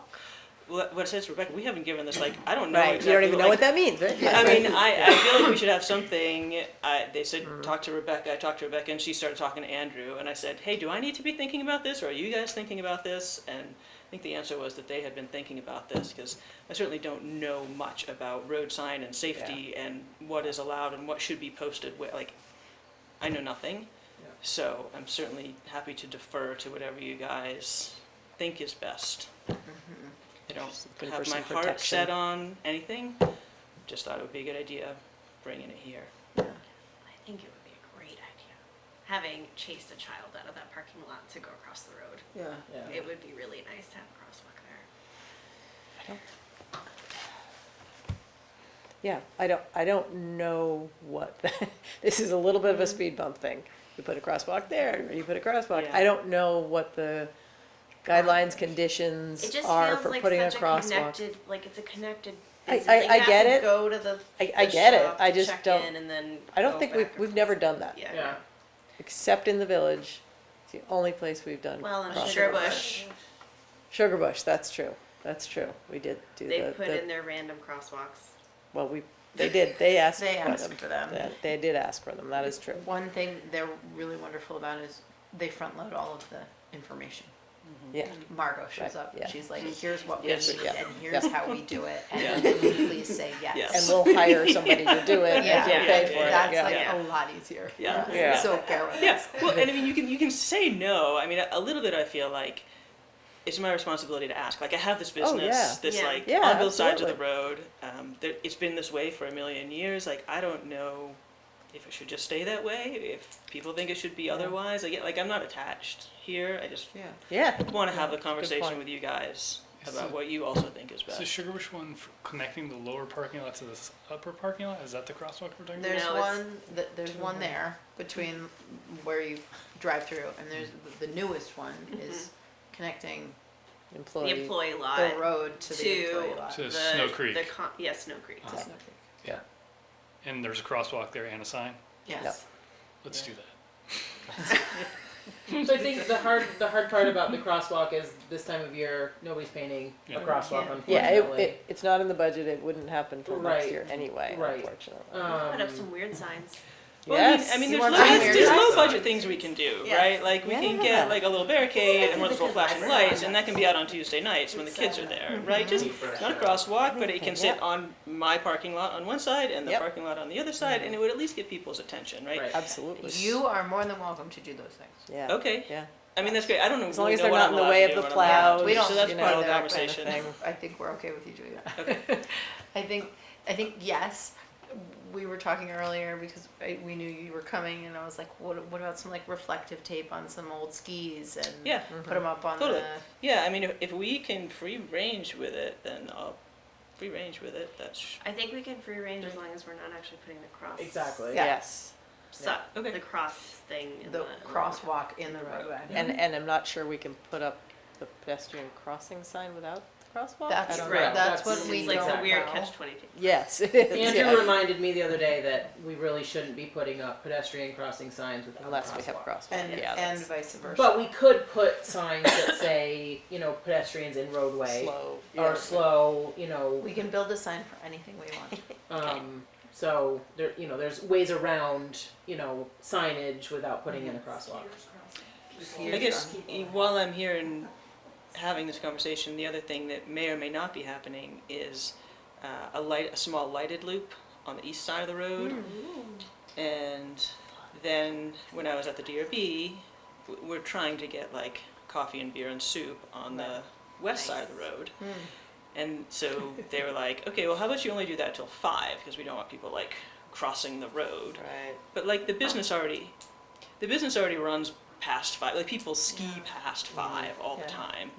So at the time I was like, they were asking for lights. So if I was gonna sell food after 5, they wanted me to light on each side of the crossing. And now that we may end up with a lighted loop sooner than expected, even if I'm not selling food later than 5, I am going to have people there later than 5. So just to like, in good faith, they had a concern about people being there after dark. And now I may have people there after dark. And so I do have questions about how to provide. I mean, maybe I can just talk to Andrew. I don't know what the rules are about like the angle and drivers and. You're talking about lighting or? Yeah, just I don't like. think that's Andrew. I think that would be Probably zoning. That would DRB be, and zoning, yeah. But are they they'd going have to tell me you- like at what angle I'm Yeah. supposed to place my light? Everything Oh, they has are. to be down. Oh, They okay. have- it has to So I'll be just- down. How I'll bright just it ask can them be, where Okay. it shines, Okay. all All that. has to be down. Okay. Just a point of note, I think we allowed the Oli's to do their beer till 6. Just, Is that what it was? Yeah. Yeah. just Yeah. to, for consistency. Yeah. I don't know if that is Yeah. something Yeah. we should go back Did to he the ever end notes. up doing it? Yeah, he did, I think. I don't know, I never went. We didn't We go? didn't go. We should have I can gone. come to Blue Relay. We would like that. Yeah, so you have applied for that? Yeah, I've been Has to the that been DRB for that. I just, Okay. but my But liquor limit is license. 5. The liquor license where, We haven't seen that yet, is all I'm saying. Right. Okay, so that's where we would then say that discussion. the hours. Yeah. Yeah. You could push the hours. They don't determine how late you can or can't sell any booze. We do, Yeah, just so you know. DRB. The DRB Okay. does not control that. Selectboard does. okay. It sounds like you're gonna do some vigilante signage Sounds great. with our blessing. Love that. And if it's not feeling adequate, I'll come back. you should come back and we should talk about what we would need to put in the budget to make things safe. Yeah. Like course. I think Summer. skis with reflective tape is a great idea. Yeah. That's great. So we'll start there. Okay. Some cute signs, some reflective tape. I think anything that Nothing, you like, can we do. probably can't do any, like, well, I can do, you said I could do, like, the barricade on a Tuesday, right? I was just wondering, like, I don't really know lights what you feel, mean as far as a barricade, but Oh, is that like you mean a sawhorse? you know, with like flashing? like a sawhorse with Yeah. one of those, like, you Flashing can buy them for lights, $30, like we do for, like a like, flashing Winter yellow Garden. light. I think as long as Put it's on the not in the parking middle lots. of the road. Right, If like on it's the on parking your lot Exactly. side, I can do it, okay. Yeah. go for On it. your property, yeah. I didn't know if lights were regulated somehow. I don't think that would be. No, I don't think so. 'Cause you're gonna take It's it. not We'll permanent. find out if somebody It's not complains. permanent, yeah, Okay, I think anything that you can do through there that catches people's attention. yeah. okay, I live on Prickly and I watch people like almost get hit in the winter time. I'm like, yeah. can't believe there's not. Yeah, I an mean, accident. I've not been watching it, but I'm Yeah. about to watch it, so Yeah. we'll see how it Yeah. goes. You could provide buckets with like the flags. Oh, to carry, No. In Right. places where they have buckets on both sides of the road and they've got flags in them and they're bright color. Yeah. Whatever. And then you It could, could be on a yeah. ski pole with like, you know, Yeah. like whatever, and then Yeah. the person is holding something reflective as they cross the road. right. Because then, if you're wearing all black Oh, or it's whatever. it's like you move it. You're taking it to there's the buckets, buckets, yeah. yeah. Sorry. there's like 2 Yeah, buckets it on is a either great side. You idea. have a bunch of reflective flags, and Yeah. as you go, you Okay. get to hold Yeah. one as Great you I've seen idea. those, Yeah. yeah. And the kids would love it. Yeah, Yeah. that is cool. Little ski poles or something, I don't know. Yeah. Yeah. Then we'll have emergency room visits for missing eyeballs, but you know. But we tried. Tennis balls on the end. But not from getting hit by a car though, Jen. Yes. Degrees. It's all about degrees. Cool. Anything else? That's it. Awesome. Thanks, excited. Jen. So if in fact Lighted we need to do something for budgeting, please Yeah. get Okay. to us in January. I'll do it. Yeah, if you find that Thanks, guys. stuff's not working, Okay. come back and see me. Yeah, it depends when the snow comes, how much I'll know by January, but it Yeah, looks like right. it's on its way, so Understood. hopefully I'll have a bunch of information by January. Thank you for waiting. Knock on all the wood. Yeah, no problem. It's nice to see you guys. Thanks. Thank you, thank you. Good luck. Now you know more about health insurance than you might. Okay. Tax sale payment request. Hey, What do we, I'm so excited. do I have to really sit up there? You don't have to. Okay. Yes, Tara. Okay, so Laura Gorski has been doing our tax sales for probably the last 4 years with us. Before, she worked with David Sunshine, and he did them when Rita did our last one, her last one, which was before COVID. So I'm gonna say 2018 was the last one that Rita did, and then I've done 3 at this point. So she usually, the way that a tax attorney gets paid is 15% of the outstanding principal. Well, this year there was 13 Alpine, and one of the outstanding principals was $2.60. So she puts an incredible amount of work in it. We never budget it, she's never billed us. It is something that she has freely given with incredible gifts to putting that Alpine property on that. She asked me to pay, she wants to be covered, or she would like to have some kind of compensation because of the work involved with probate, with Alpine, when obviously if a person dies, it's gone to probate. There might be 6 people within that family that have to be divided that $2.60 Yeah, right. tax bill. So she has asked for $3,500 or to be up to $5,000.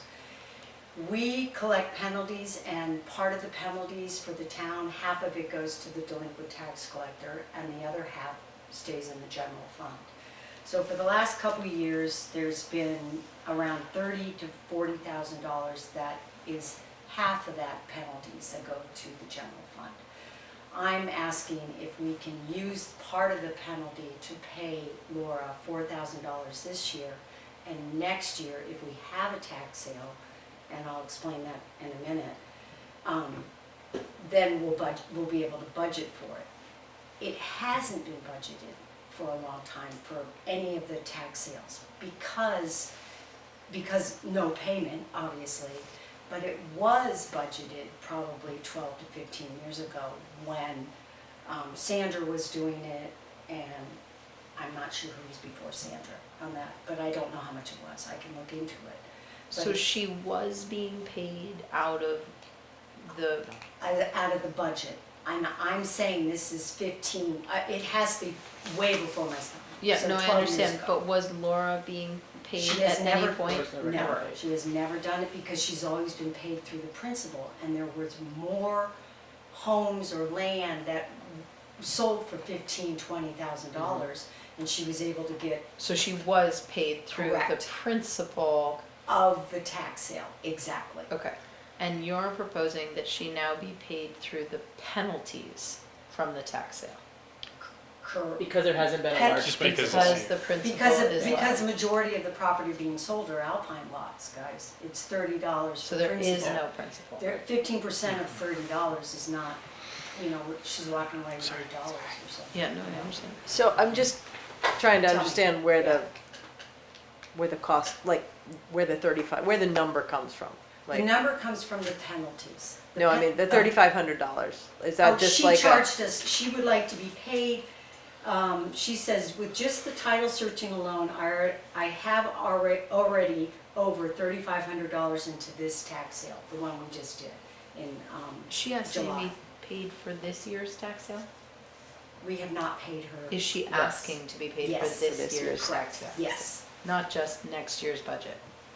correct. She Understood. says if there's any ways you can find about $5,000 in the budget to pay my additional legal fees, that would be great. So 3,500 plus 5,000? No, I was proposing $4,000 this year to pay her to cover it, and then we would put it in the budget for next year, $5,000. to be paid out of the The penalty. problem for next year is No. we might not be able to have any tax sales using Alpine properties. Right, at because this of the, point, because of the legislation has a minimum value of $1,500 as a principal that is due to us. It takes, as I had said, about 250 years for an Alpine lot. so explain, I won't be around. explain that, if they decide we can't, if they continue with that idea of Yes. not being, then we just wouldn't have any Alpine tax lots. sales. No, we I could mean, have a tax sale and we will still, as long as any- there's something besides Alpine, exactly. Yeah. okay. And there so- are plenty, and she handles that. And she will be able to be paid through those properties and settle them. Having a tax sale, she has to go through a little bit more work rather than, at the beginning when I give her a list of properties, say there's 8 people in the delinquent tax that owe 2 years of property, or 2 years of sales. With that, she would do the research, or to be honest with you, she's just gonna notify them. You know, this is what you need to do, we're preparing you for a tax sale, and on that is $100 plus the FedEx costs or anything like that she's incurred. So that's not looking at deeds, that's not researching anything else. It might be the sheriff dropping off a, whatever they do, a summons.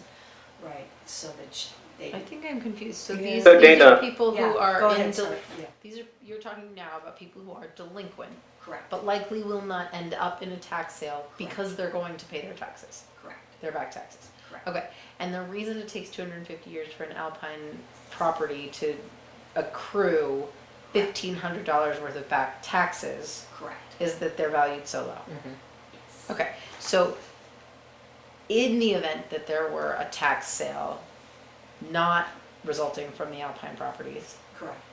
the cost would be such that she would still be paid out of the principal Correct. owed. And that's what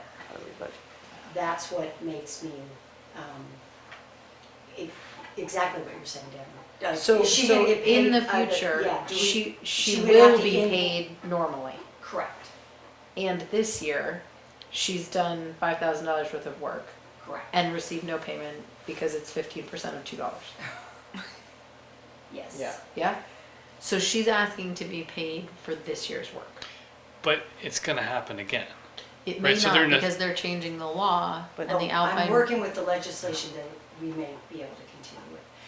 That's part one of my conversation, Joel. Right, so it may Harvey had happen a again and it comment may too. not. Yeah, Harvey. Yeah, Harvey? Well, I guess my question was, so are we changing her compensation now from a percent of principal to an hourly Right. rate? Right. So she would no longer be entitled to the 15% of principal? Or are you saying just for Alpine? Like, it's not clear what are you proposing for her compensation scheme going forward? Yeah. And retrospectively. Great question at this point. If she has a tax sale, I don't think she would invoice us. If she was only using property that wasn't Alpine, she would not need to invoice us. She's invoiced us because of it was all Alpine. I mean, I think this should be in a contract, right? We need a contract with her that lays this out to say, you know, if it's a standard tax sale, this is how you're compensated. If it's an Alpine where the property value or taxes unpaid are below a certain threshold, this is how you're paid, right? Yeah, So- it's a great idea. It's a great idea. So we have a she doesn't have a contract now? We don't have an engagement letter or any kind of contract with her? No, we do. Like so many things in our town, it's just Well, been to be somebody honest with doing you, something. Yeah, we're really lucky nice. that somebody wants to do this tax sale, and that's it. That I think, otherwise, yeah, otherwise It it's. sounds like we need to solve the problem of she's done Maria. all of this work and she's asking if we would please pay her for it right now. And then there is the question of how will she be compensated going forward? Correct. And that may be dependent on A contract. yes, and whatever happens with respect. well, I to mean, I would Alpine. say, yeah, there are two things. The the reason we would ask for a contract is because she has changed the terms. Correct, Yeah. correct. So we have to deal with, she's asking for something different than what's been going on, and we have to respond to that, and then we have to say, because you're changing the terms, we're gonna need a proposal going Correct, forward. I agree. Yeah, I agree with that. And if we where go are we gonna forward find with the her money? doing the tax sales, if we're able to have them, then we will get a contract signed, you know, a signed contract laying out those terms. Yes, and for the, like, what, let's Dana's deal with the proposing, contract yeah. separately, because it's Okay. late and Got we're Yeah. gonna have to have that conversation at another date. But what are we gonna do right now about this request? You're suggesting that that money come from the general fund. I'm not making a Dana, suggestion. Dana Oh, is Dana. I would looking at like Dana. it to come out of the use of the penalties, and when we do the town report, then we can justify it by, you know, having it the penalties on the town. I would recommend that we pay her concurrent with agreement on the ongoing contract. I don't know why we would pay her without like we have an issue, we don't have a contract, and it's creating an awkward situation for her and an awkward situation for the town where somebody's doing work and they're not getting paid. That's not great. To the extent we are gonna pay her, even though we're, I guess, not obligated to, I would certainly want a contract in place then going forward to clarify when are we obligated to pay you hourly and when are we obligated to pay you based on a commission on the principle of the sale, right? So So I you would, feel like I the would do them at the contract same time. needs to be sorted right now? I think it does. Well, I mean, engagement letter with an attorney is, I mean, it's very routine. I mean, I would think that would be something she could create in a very short period of time. Oh, And then it would so- just lend so- clarity to the whole so that situation. Sort of puts it back to you, Dana, to work with Laura on an engagement letter for a contract going forward on how she will be compensated, For next year, correct. such that it reflects what she's asking for this year. Ah. Is that right? I think that's what Harvey's suggesting. Is Are that you what you're sug- suggesting, Harvey? That sound about right? Yes, yeah. I mean, arguably, she could create a contract that's retrospective and actually subsumes the work she's done so that she could be paid under contract, but maybe that's not really necessary. But there should be a contract So such that concurrent it's for consistent. payment. Okay. What is What our do you guys think? procurement threshold again? What is our what? Like procurement threshold? Is it $5,000? I don't know what you're talking about. Like It's 25. I think. 25? I think it's Okay. 25. Okay, Yeah. great. 2,500. So I guess I'm, 2,500. Yeah. What? Yeah. So I'm just, It But needs to she be what do you changed. get? I'm just thinking if can we do just a direct contract to her, or do we have to then go out to bid? I know. Right. That's know, what I that was hear you what I say. didn't That's want. why I did this. I know. I'm not Yeah. trying to break our brains at this time, but I feel like Right. we might be limited in what we can actually give her for compensation this year if we don't want Well, to do that. Well, no, I mean, we'd be compensating her for work she's already Work done. she's We already can't go done, out to yeah. bid for work she's already done. It would be going forward that we might have to put it out to bid. Unless we change our Right. purchasing We have policy, to, which because is there's not a on person the, in the world that would Well, right want now to we're do not this. technically obligated to pay her anything. right. I would really love for us to just like Give it back put to that Jen. aside and ask Dana to work with Laura on an engagement letter That's fine. that lays out I lost my words. Strategy. Yeah, Yeah. plan. Contract. Compensation plan. A compensation plan. Yeah, one. compensation for strictly Alpine. Well, I No. think it should include All You everything. her- want everything? Yeah. Well, yeah, I think because it- we can't pay her two different ways for No, different because I things. think the Vermont law, per the Vermont law, she can collect 15% of her principal. So that's great. That should be in the engagement should letter be- for any properties But I think valued that- And I over. think say that's- up to There needs to be a $5,000. threshold, right? Right, Because yes, yes. underneath Okay. a certain amount, which Got it. includes Alpine That's Village, is exactly going to what be I did. Yeah. $5,000 or $4,000, Got whatever it. it is, Minimum and then of above this. that Or. is for going to that. be that. Thank Right. you. Right? She'll Okay. know 15% of 10 grand pays me what I need to make, Right. right? And anything below that, I need to make an hourly. Kaylee. Go ahead. I just feel like it's the risk you run to do that work. Like I don't know. I feel like it's 15% and you're. Let's see what she comes back with. Like I Let's- feel like The concern is that nobody will take it Yeah. if they're making $40. Right. right. I get it. I give up on being the dog warden. Yeah. Yeah. $40. Alpine Village, last year was 14 properties. and then the year before was 14. Yeah. Yeah. I think, let's see what Laura comes up with. Yeah. Let's see what But Laura But I comes can't up with. imagine that's and different has- in other towns. Like that's my thing. Is like there's always that part of town where you're going to have the same predominant. I'm not sure that's We, true. Alpine we're- Village is Alpine's very unique, strange. is unique. It's And very strange. unique. and- Brendan and I actually, there was a lawyer that was here last week and we asked him about this and he said, yeah, of all the towns I deal with, I don't have any lots that are that small that only have a, $2, Right. Okay. yeah. And at this Penalty. point, and that's a part 2 of this thing, is that because the legislation has passed that at $1,500 minimum Right. for a delinquent property, we can't sell these Alpine lots for a long time. The way, if legislation doesn't amend that bill, which is 454, H 454, I think it is, we have to foreclose on the property, or somebody has to, or an Alpine lot has to be given to the town. We have to go to court and make sure it goes to the town, and the costs are gonna be astronomical. And these are for lots that like people don't even know they own them. Right. Correct. Yeah. Or Yeah, they they can't don't do do anything anymore. with them. We want to keep Laura because she's an amazing, she knows Alpine, she runs these sales like it's no big deal. Let's see what Laura comes up with. Yeah. Okay, Can you legally just ignore it? no, Where the No. town pays the $2.50 and saves $5,000? but then it can't go to somebody with a clean deed. You have to have a tax sale Well, the deed to person go, who wants it pays.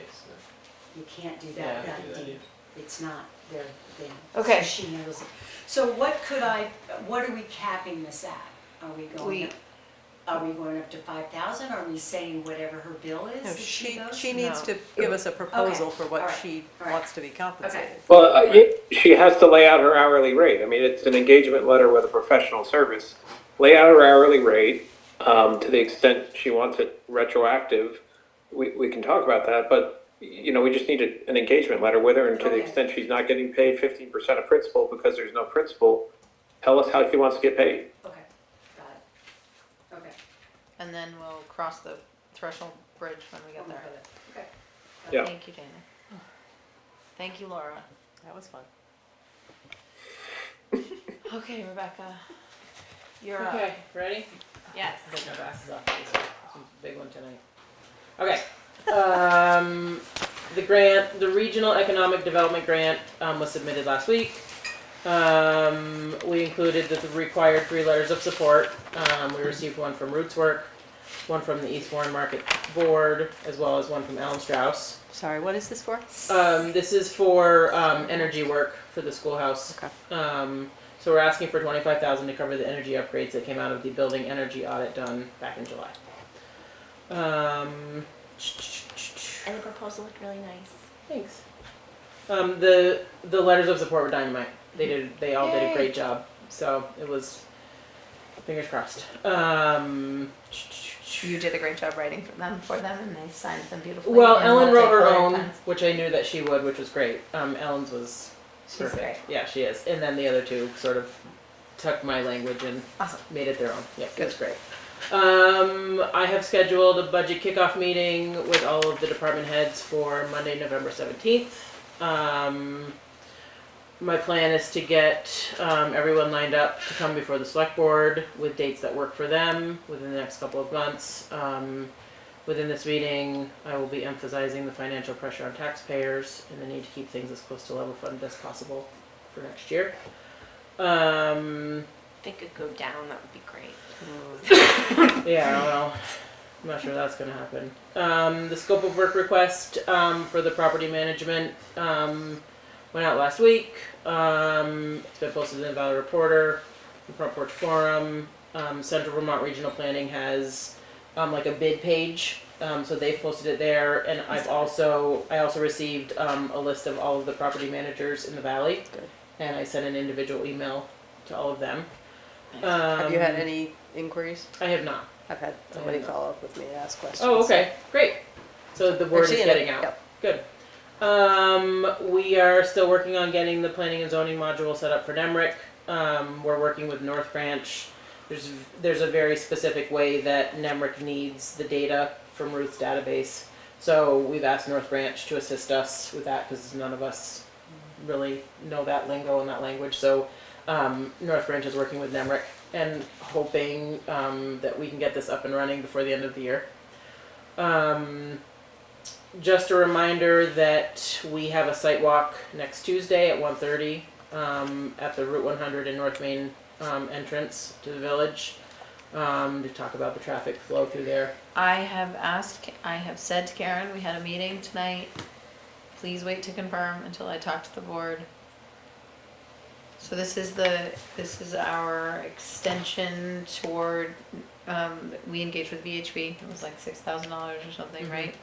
To study traffic calming measures between the park and ride and the intersection with Route 100, including sort of some pilot programs of what we might be able to do with Yep. alignment at that intersection. So, sorry, you engaged with them, This board This board engaged did. with VHB. and they've done the project? No. No, this would This be is- the this is kickoff the site kickoff. visit. So, you and I talked a little bit about this. Yep. It seems to me that this ought to be similar to what we did with the traffic calming, And be a the first full part of it, public and- thing. I'll set it up and allow for the public, those interested, to be there and be on the walk I've and told her give that. comments. I've told her that. I know, but we haven't invited the public, we haven't told the public. Well, we have to set the date in order to invite the public, so that's Well, our mission She's right now. coming, No, Tuesday, she wasn't it? proposed times. Was I not part of those emails? I think you're part of all of them, but maybe not the last one where I said, please don't, like, I'm not confirming this spot until the board approves it. We want public engagement. right, and my concern is that this isn't, that we don't have enough time by next Tuesday to put the word out to get that. I just don't want this to end up being one of those things that we find afterwards, everybody's like, well, I didn't know what was going on. If we're going to do it and do it right, I think we need to Do you want take to the push time it out to. further? Yeah, it's not a great time of year to be doing this sidewalk stuff. I mean, the problem Yeah, I is it don't could be know. a I mean, snowy day. it seems to have taken them a very long time to Yeah. get around to us. Yeah. That's just my concern. How much time do you think the public needs as in warning? I think it's how we get the word out there and when we do it. So Thanksgiving week is probably not a great time for people to be able to participate. So, it's not necessarily how much time, but how well we get the word out and then when we schedule it. Right, for. but like a week is not enough. Is what I mean. If we were to do Well, next week, then today's Wednesday. So then that's I don't think next Tuesday. To me, we should have announced it at the meeting when we had a bunch of people here too. So I would suggest that we try for early December then. That would give us more time to let people know. And I might suggest a time that's not 1:30 in the afternoon when a lot of parents have to go, start getting motivated to go to school pickup. So I'm maybe not sure what the time of day. like a 9 or 10 a.m. kind of thing. 10 a.m. I think would be nice. I think people who work may have trouble with that, but Could it be a weekend? I know there was one walkthrough, there was Yeah. on a weekend. yeah, weekend would probably be better.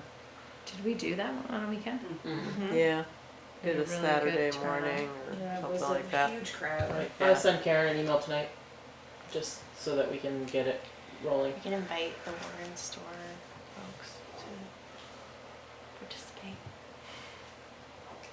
Okay, early December weekend if possible. Yep. So scratch that. Never mind. Rebecca. I would like to come up with a process for handling requests.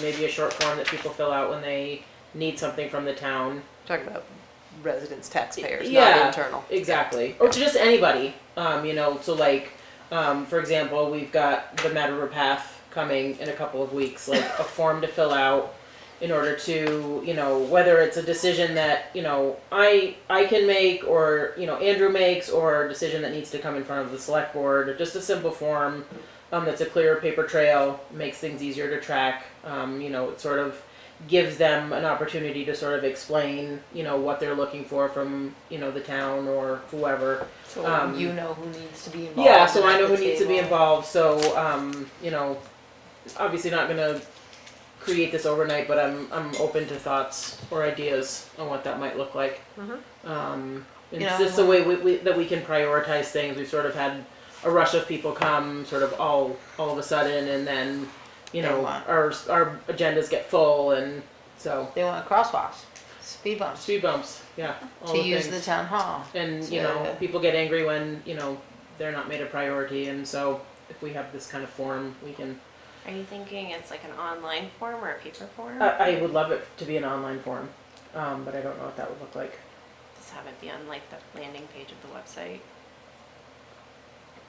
Let's not do the website Oh, thing lovely right now. website. But I think there's like a road request form, a building usage Yeah. request form, a complaint form, Yeah. you know. Could just be like a catch-all form. Well, and it's just, that's what I'm thinking, just like one if form. it had like a drop down, Exactly. you could just say like complaint. Yeah, Totally. Road. but I mean, I run the gamut from, you know, Right. what people are looking for when they come in this building sometimes, and it would just be easier if everybody filled out a form. So, Love moving on, so Devin and I met with the school district rep last week to go over more edits, to the MOU, that was based on our attorney's feedback. We sent him our revised copy. He sent a few new edits to finalize, but we're getting close. Working on it. We've made a dent in it. We'll I have feel an like. MOU just in time for them to change the district. Yeah, exactly. And then lastly, we've been getting more and more requests to use the town hall building. There's a recent request that I'll be bringing to all of you soon, because that's a bigger conversation. But I've been working on updating the rental agreement, which we've talked about.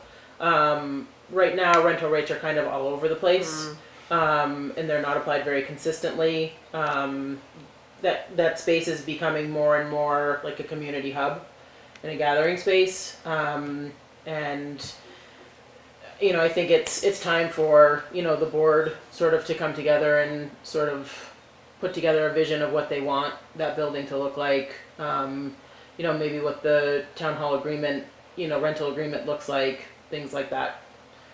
So it's just, I know that So Marie, you know, and Amanda have sort of, you know, expanded their usage of that building, and, you know, the other day I think Amanda had like 25 after school kids that were, you know, so it's, you know, it's just, it's where everybody goes, and Being used. yeah, and so I think, you know, in the request that we have coming is for some space up on the top floor. So, you know, what do we see that building looking like, and how do we want it to be used, and all the things. So you're gonna bring something to us? Yes. You're gonna, You'll Okay. send it around. Yeah, I'm gonna send it around to all of you. It was a proposal. We were just waiting for a proposal from somebody that came to us about using the top floor space more frequently. For an extended period of time. Yeah. but the bigger conversation, when are we proposing? that? Well, so I think, you know, Tonight. maybe during budget season, so that, you I was know, hoping. if we have to do upgrades, or, you know, like I know that we've been talking about, you know, creating some storage spaces on the top floor and in the basement, because, you know, Amanda's got a lot of stuff that she has down in the basement that there's no great place to store it. So when somebody comes down and has a birthday party or a funeral, you know, reception, all of Amanda's stuff is sort of out there. Whereas if we had storage for Amanda to put her stuff away, people could come in, use the space. We wouldn't have to worry about, you know, stuff being everywhere. Egress is an issue because Egress is an tables issue. get moved to that back. Exactly. or block the mechanical The room for the mechanical room. elevator. So like Yeah. if there was a place for everything and everything is placed, and Yeah. we can then very clearly tell people who are renting the space, you need to leave it. Like This you have to, Right. you know, this is how it looks right now. This is where you need to leave everything when Right. you leave. Yeah. So, and then, you So know, that may be pertinent to some budget. budget, exactly. conversations. Yeah. So I think Also, it's a like- bigger conversation. Like, you know, the hookers that used it, they were there for like 3 days. Yeah. There were like 18 people in the basement for 3 days from like 9 to 5. Yeah, Like, the usage of the bathroom for those 3 days was right. way higher than it usually is. Mhm. You know, it's like, so Someone's gotta it's clean. great that it Yeah. is being used, but there's things that happen as a result of that, so. And do we allow them to keep their stuff overnight? We Right. have been, so we Right. have to make sure There's that. some liability. For Some liability, liability, yeah. we need to make sure that the rental agreement we have now does not cover that. No. No, we don't. Sounds like a task force. Well, I think we The town hall wrote task something up Mhm. a while Yeah, I ago. remember that. And I think it could cover a lot of that. You know, one was, a party, a birthday party, and then one was possibly, an alcohol Mm-hmm. party. Yeah. And that was a conversation we had a number of years ago. And, we do have to open that up Yeah. because people are doing Yeah. it. So Yeah. we have to make Yeah. sure we are Yeah. covered. You know. Okay. Fun. So no decision that you all have to make tonight, but just, you know, that building is getting used more and more, which is great. Mhm. You know, we want people to be over there and in that building, but it goes back to if we're not consistently charging people for rent, we don't have the money to do the wear and tear things Right. that, you know, Right. come up Right. during that time. So I think it's a Okay. bigger conversation. Let's put it on the agenda. So that's it. That's all I have. I'm gonna Perry? bring something up real Yes. quick. Oh. We have outstanding 3.5 million, so we're doing well, Okay. normal. Yeah. Thank And you. you're here Saturday? You'll be here Saturday till noon. She was here Collecting. yesterday, collecting, for a Yeah. holiday. Yeah. It's, you guys, people are really prompt here. Really, they pay early. Not a bit. She's been on average taking about 1.5 million to the bank for the last week. So, Every Yeah. day. I'll be here. I, here I Friday. accept donations. Perry, you had something you want to say? Recycle. Short-term rental application, anything? so I met with Carrie today. There's some things that we have to lay out, and I'm hoping that we can get on the agenda for next week to talk I about saw an email, but I Say didn't those. open it. So I don't want to get into it tonight just because We don't So have soon. time. Next we week's don't done. know. But Soon? soonish, yeah. Yep. Okay. Okay. So Thank you. that's all I have. Great. There's more, but there's not. Yeah, there's always more. Yeah. Let's make sure Plenty we more. put the town hall stuff, like maybe we can get a little task force together and Yeah. some kind of proposal on what needs to be discussed as far as budgets are concerned. Town garage update. The bond passed. There's the update. Yep, we had a meeting I see y'all are so excited. Monday, Zoom meeting with Wyman Lampier and REARC. Rebecca and Andrew and I were in on that conversation. Basically, at this point, I mean, it's Andrew mostly that they're gonna be talking to and needing to kind of dial in the design between now and January. I think actually we pushed the proposal date back, right? For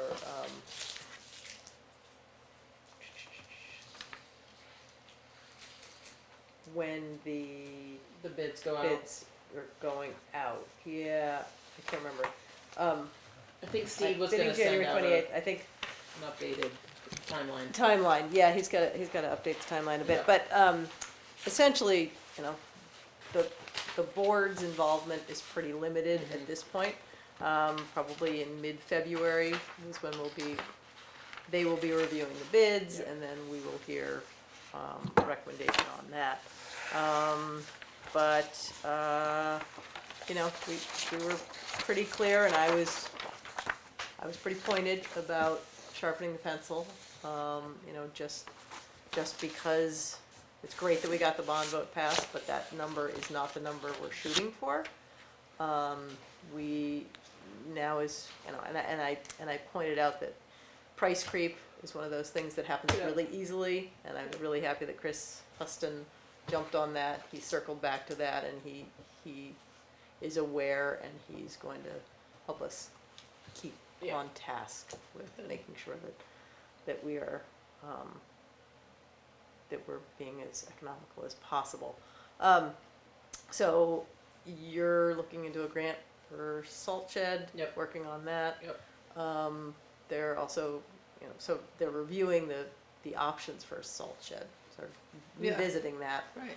Different scenarios, so they're The gonna do a vinyl little more structure. research. Yeah, Andrew asked for a little more research on, the frame and durability and that kind of thing, so they're He's not focusing convinced on that that's the answer for us. the gal with the, Yeah. hoop house. He's not convinced that the hoop house is the answer for us. Right. Yeah, Understood. so, okay. And then they're looking into some energy costs. Yep. For the boiler versus heat pump. Yep. Which is, as Steve pointed out, you know, we have the boiler. The boiler is the base.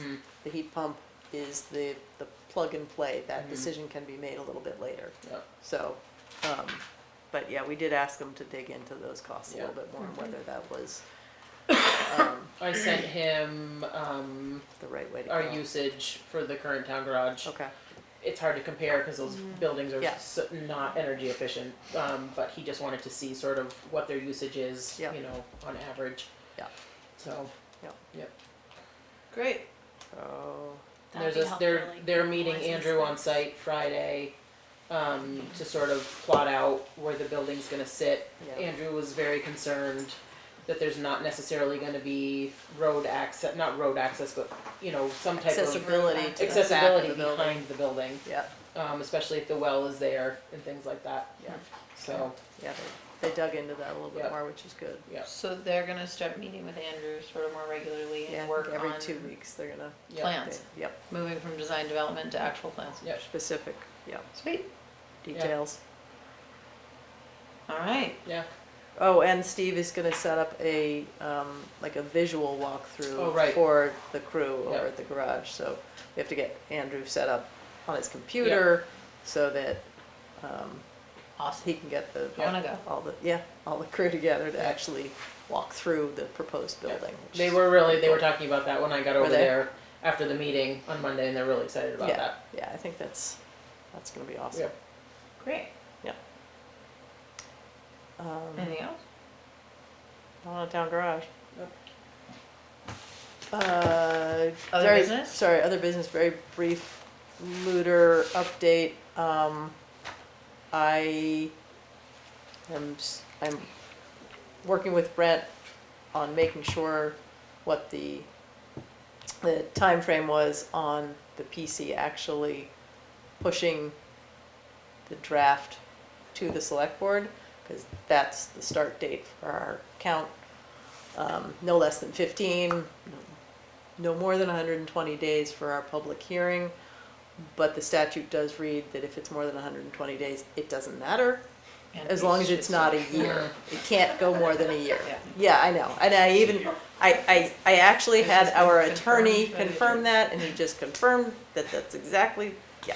So he said, get it scheduled as soon as possible.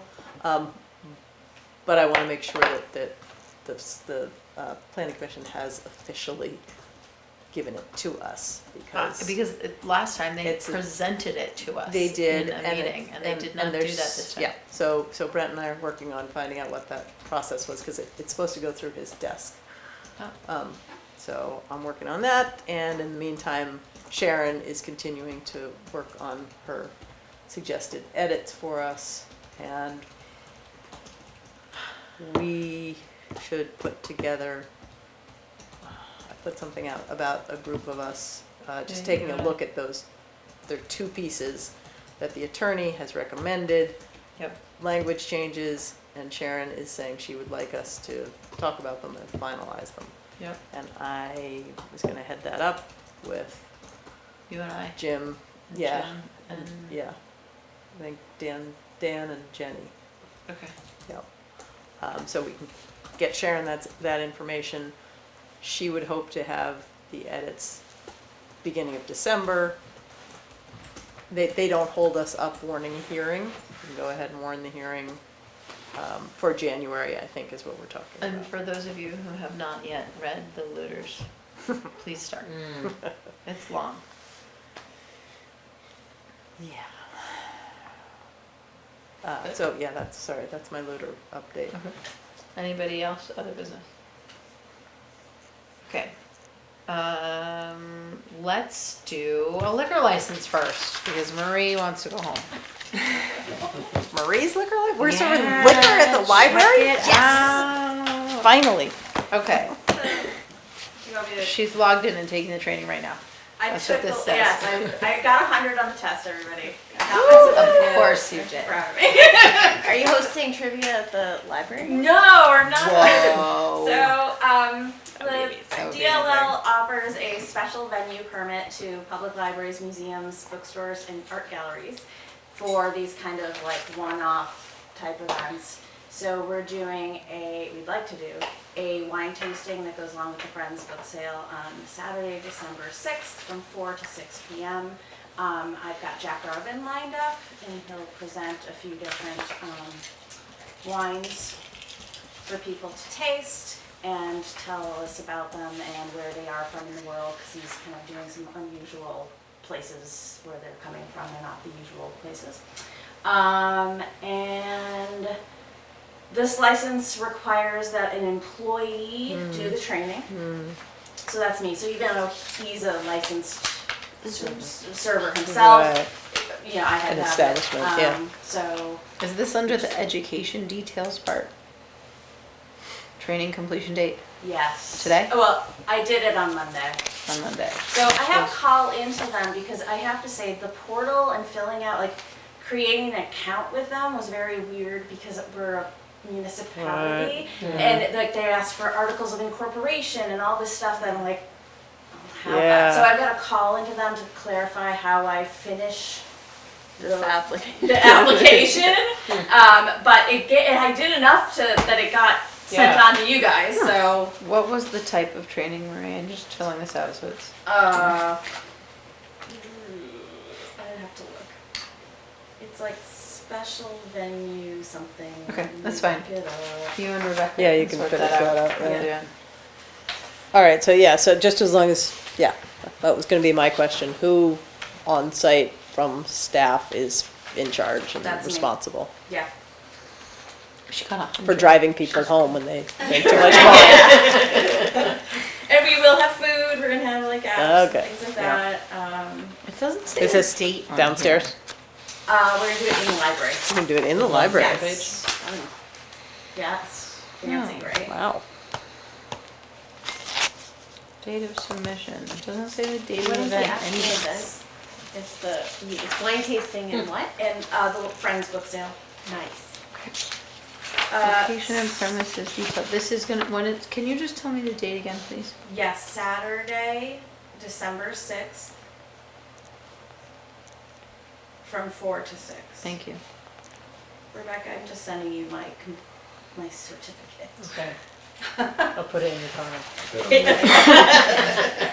Professional development done. Well, yes, it did cost $10, which I charged to the. Any other questions for Marie?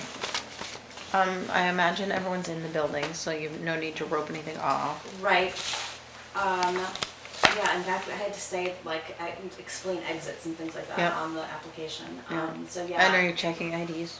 Yeah, I mean, You're certified now. I'm certified, and it's there's a specific phrase of like questionable age, Mm-hmm, like that. So Are you doing anything like bracelets or? no, but we are advertising it as a 21 plus, so people don't bring their kids and things like that.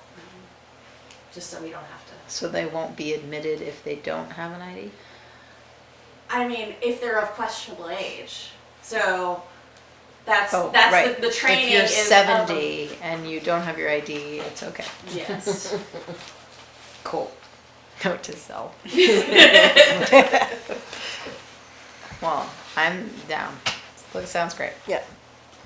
Do I hear a motion to approve Marie's request for a single-use liquor license? It's a library malt beverage serving permit. One-time occasion, December 6th. So moved. Yeah, Joel moves it. Second. Kaylee on it. Any further discussion? No. All those in favor? Aye. Aye. Aye. Aye. Go forth and conquer the world of wine. Thanks. Thanks, Marie. Hey. The second, I think there was a second liquor license in there. Yeah, it is. Yep, right there. Brent's good Isn't about. this no, my he's cheat sheet? no. He's been putting the Back. top on the yeah, Oh, so that you know what he's wanting to highlight what it is for you. what's happening? Okay, this is a first class license and a third class license for the Rex LLC. Mother stuffers. I move we approve. Constantine.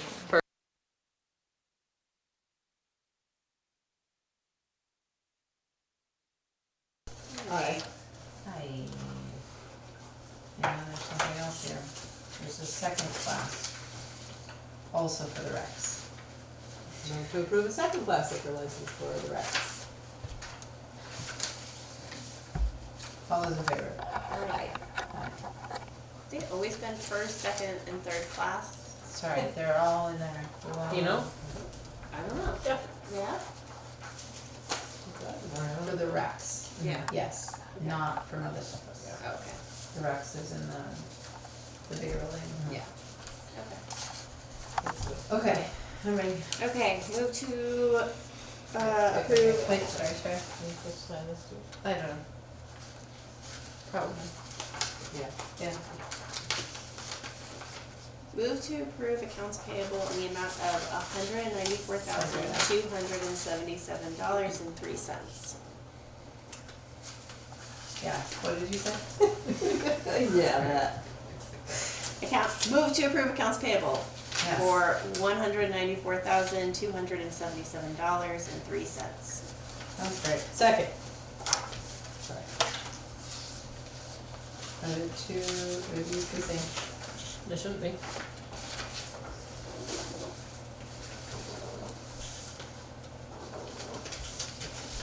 All those in favor?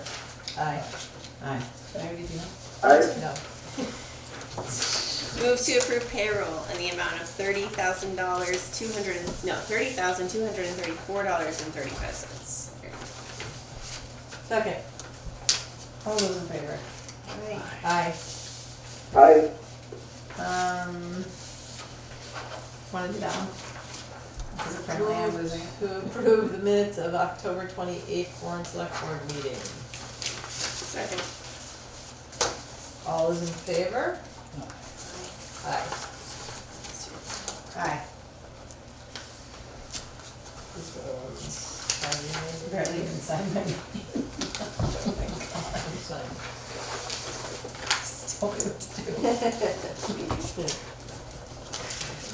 There. Okay. This is just me. Yep. Two of them, three of them. Okay. That's it, team. Yeah. Do we Move hear to a adjourn? motion to adjourn? Move to adjourn. Second. All those in favor? Aye. Aye. Aye. I do. Aye. Aye, Like to. Harvey, when do you come back?